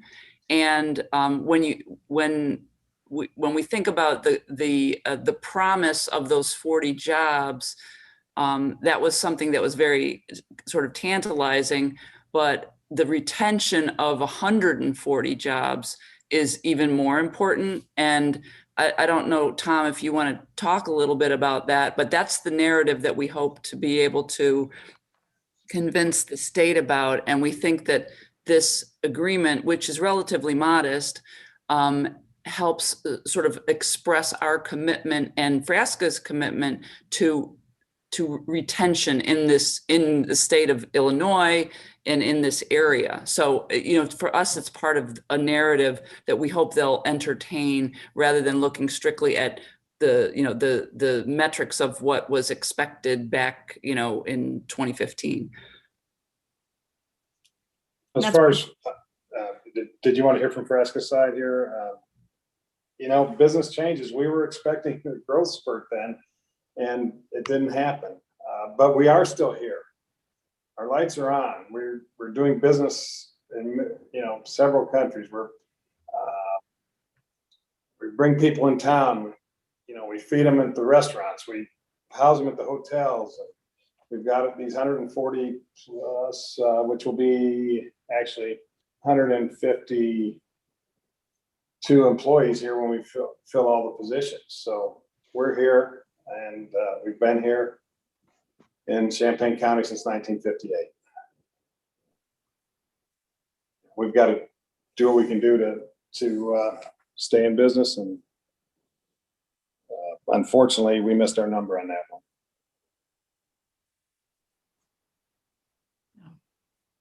Jaya? So again, Mr. Frasca, I appreciate you being here. I know that we all appreciate you know, the business being here in Urbana. I think for me, one thing I'm struggling is this agreement says it supersedes any previous agreements, and we didn't, like, I request that and got it this morning. I just have some concerns of if we are saying that this is going to impact that previous agreement, that we haven't had time to look at it. So I think that that's just a piece that I'd like to hear more about, maybe from staff, of as we're being asked to make this decision.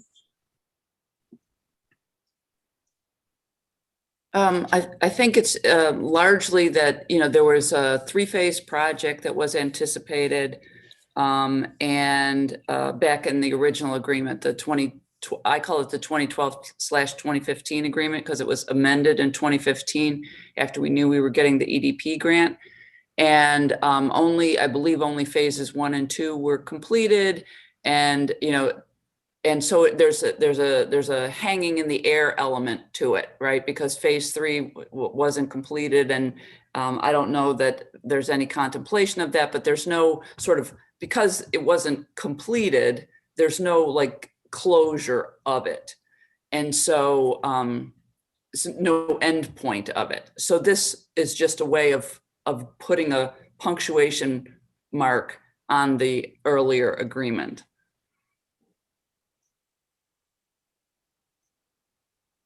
And, I do have to say, not to be critical of any of my predecessors, but I think we have learned a few things about writing redevelopment agreements since some of these earlier ones.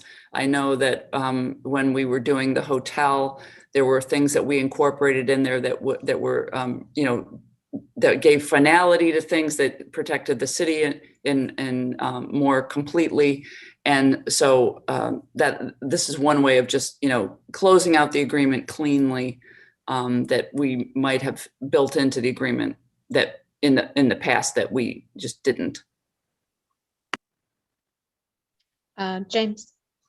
Yeah, thank you, Mr. Frasca, for being here. I didn't mention that earlier. Could you give us a ballpark on what you think for those 9 jobs that you're looking for, what the average salary is? I'm not prepared for that, but I'll get you that information. Okay.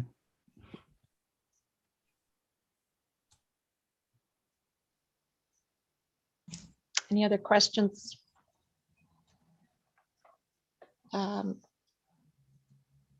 Comments? We don't have a motion on the floor, do we? I'll put a motion on the floor. Okay. All right, so I'll move approval of resolution number 2021-05022R, resolution approving redevelopment agreement with Frasca International Incorporated at 906 Airport Road, Frasca International Incorporated. I'll second. Moved by Mary Alice, seconded by James. Okay, discussion. Mary Alice and Grace. So I looked it up, and the current fund balance is $1.8 million, at least according to the last paperwork. So really $50,000 is not a lot to be contributing, in my opinion, based on the amount of money that's currently in this TIF district. I think that it's been great that Mr. Frasca and his family have been doing business for so long in Urbana. Really happy to retain the business. So I'm in support of this agreement at this time. Grace? Thanks. Yes, I also appreciate this business being here, and I have concerns and am not in favor of this redevelopment agreement because the last one didn't go well, didn't meet the targets. That way to save that exact amount of up to 50,000 would be to work on having that grant not have to be repaid, to save Frasca 50,000, to save the city 1.4 million. I understand that might not have to do with this particular case, but our past agreements didn't go well, and it seems like it would be a wash if they have to pay the city 50,000 and then we pay them 50,000 in TIF. I don't really get it. It doesn't seem like this fits in the but-for clause for TIF, since this is ongoing, and I don't know that 50,000 out of 1.6 million is going to be a big difference. Our last week, Carol said this was a declining industry and that they were not likely to get jobs back up to where they were 5 years ago when we didn't meet the target on the last agreement. I think this TIF money is really important, particularly for TIF 4 in the Cunningham area. If we have $1.8 million in this TIF fund, I mean, that is from the property taxes of the people and businesses in that area. And I think that we need to use it responsibly. And when I think of all the things in that area that it could use, a new flight simulator is not the first thing that comes to mind. I understand that there's indirect benefits, and I appreciate that. But when I look at especially the original TIF plans, the 2001 plan, I see Frasca was a part of that. And there was a lot of other things that were part of that I don't know if they've been addressed yet. And seems like we're running out of time for this version of the TIF without expanding. And I would really like to see that go towards some more tangible things that directly benefit the people of that TIF area. And I think that's all I had to say about that. Thank you. Any other comments? James? Yeah, I'm going to support this. I do hear what Grace is saying, but I actually think that the entering into this agreement will help with the narrative that was described earlier to avoid us having to pay back that grant. I think it's a small investment in a local business that has high-paying jobs, and to have a chance of avoiding that grant repayment. And if I understood correctly, that was work that the city wanted to do. It just happened sooner. So we would have been paying for that kind of investment in the longer term anyway. So I intend to support this.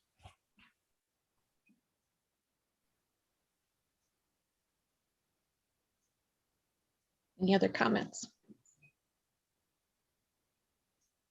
JL?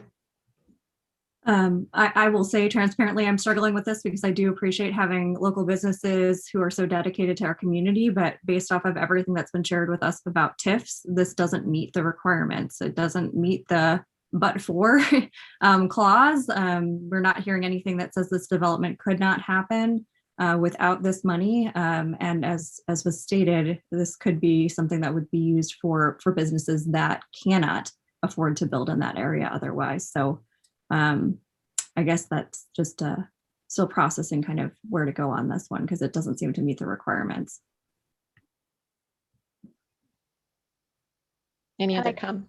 I guess I'll just clarify a little bit. We've been in discussion with Fresca on this development for over a year, going back and forth and them trying to decide if they were going to build in Urbana or elsewhere. And when this amount was proposed as a possibility or what we would take to council, that helped them make the decision to decide to build here. And then, of course, they had to go ahead and make their plans so they could start building on the schedule. COVID put a kink in a lot of things with the timing of this and all of that. So they had to make plans to move forward one way or the other. And that's where the but for got them to decide to build in Urbana.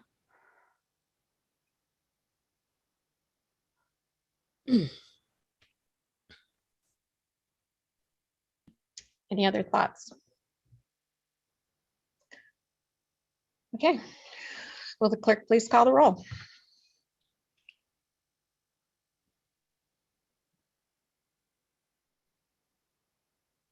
Mr. Quisenberry, Yes. Ms. Bishop, Can you come back to me? okay. Ms. Wilkins, No.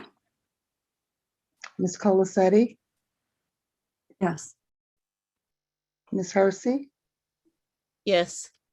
Mr. Evans, Yes. Ms. Wu, Yes. Ms. Bishop. Yes. Yes. That's everybody, correct? Yes. Okay. That motion passes. Okay, last item on the agenda is election of the mayor pro tem.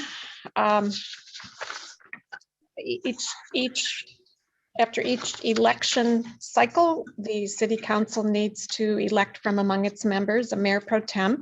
Mayor pro tem serves as, in the absence of the mayor, during a temporary absence. So that could be traveling for an extended period of time, disability, illness, something like that.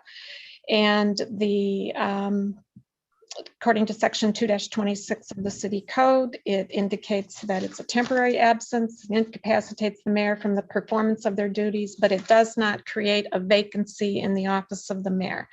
So the mayor pro tem would step in for a temporary period of time, and then the mayor would resume duties after the after they return from vacation, if one would be so lucky, or recover from their illness.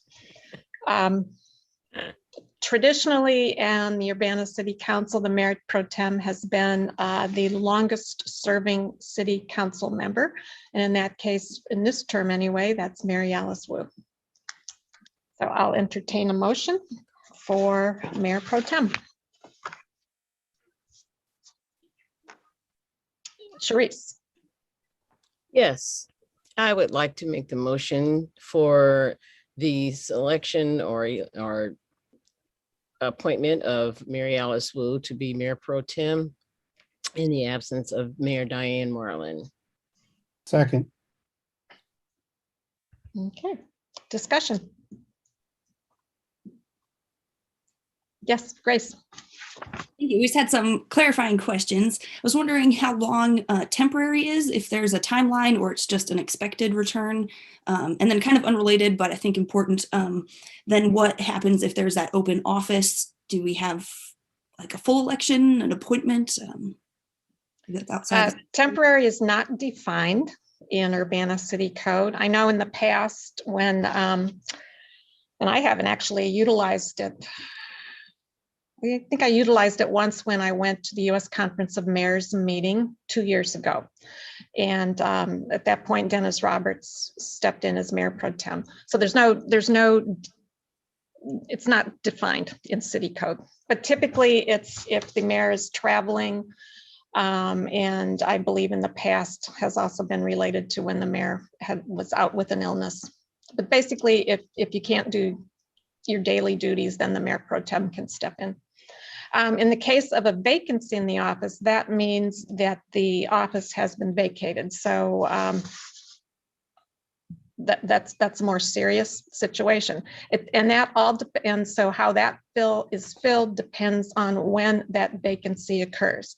It either is filled with the council electing from among the council members and acting mayor, or it is left vacant and assumed that the Mayor Pro Tem serves until the next regular municipal election. But whether which one of those two choices is made depends on how long the term, how much of the term is left. And that is outlined in the Illinois compiled statutes. It's not actually in our city code. And I can send you the actual reference from the statute if you want to see the language. Chandra. So does the pro tem term last as long as the council term? Yes. Or is it yearly? Okay. Well, it lasts for that 4-year period.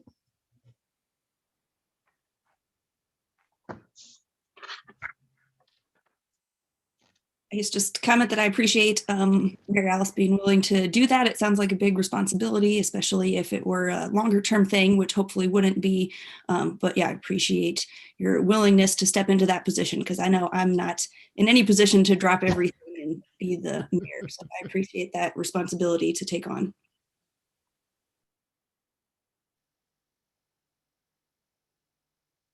And I intend to stay alive and healthy to the best of my ability. Okay,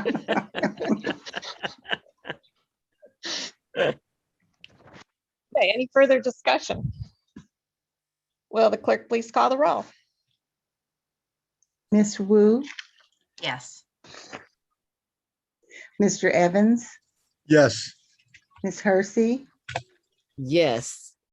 Mr. Quisenberry, Yes.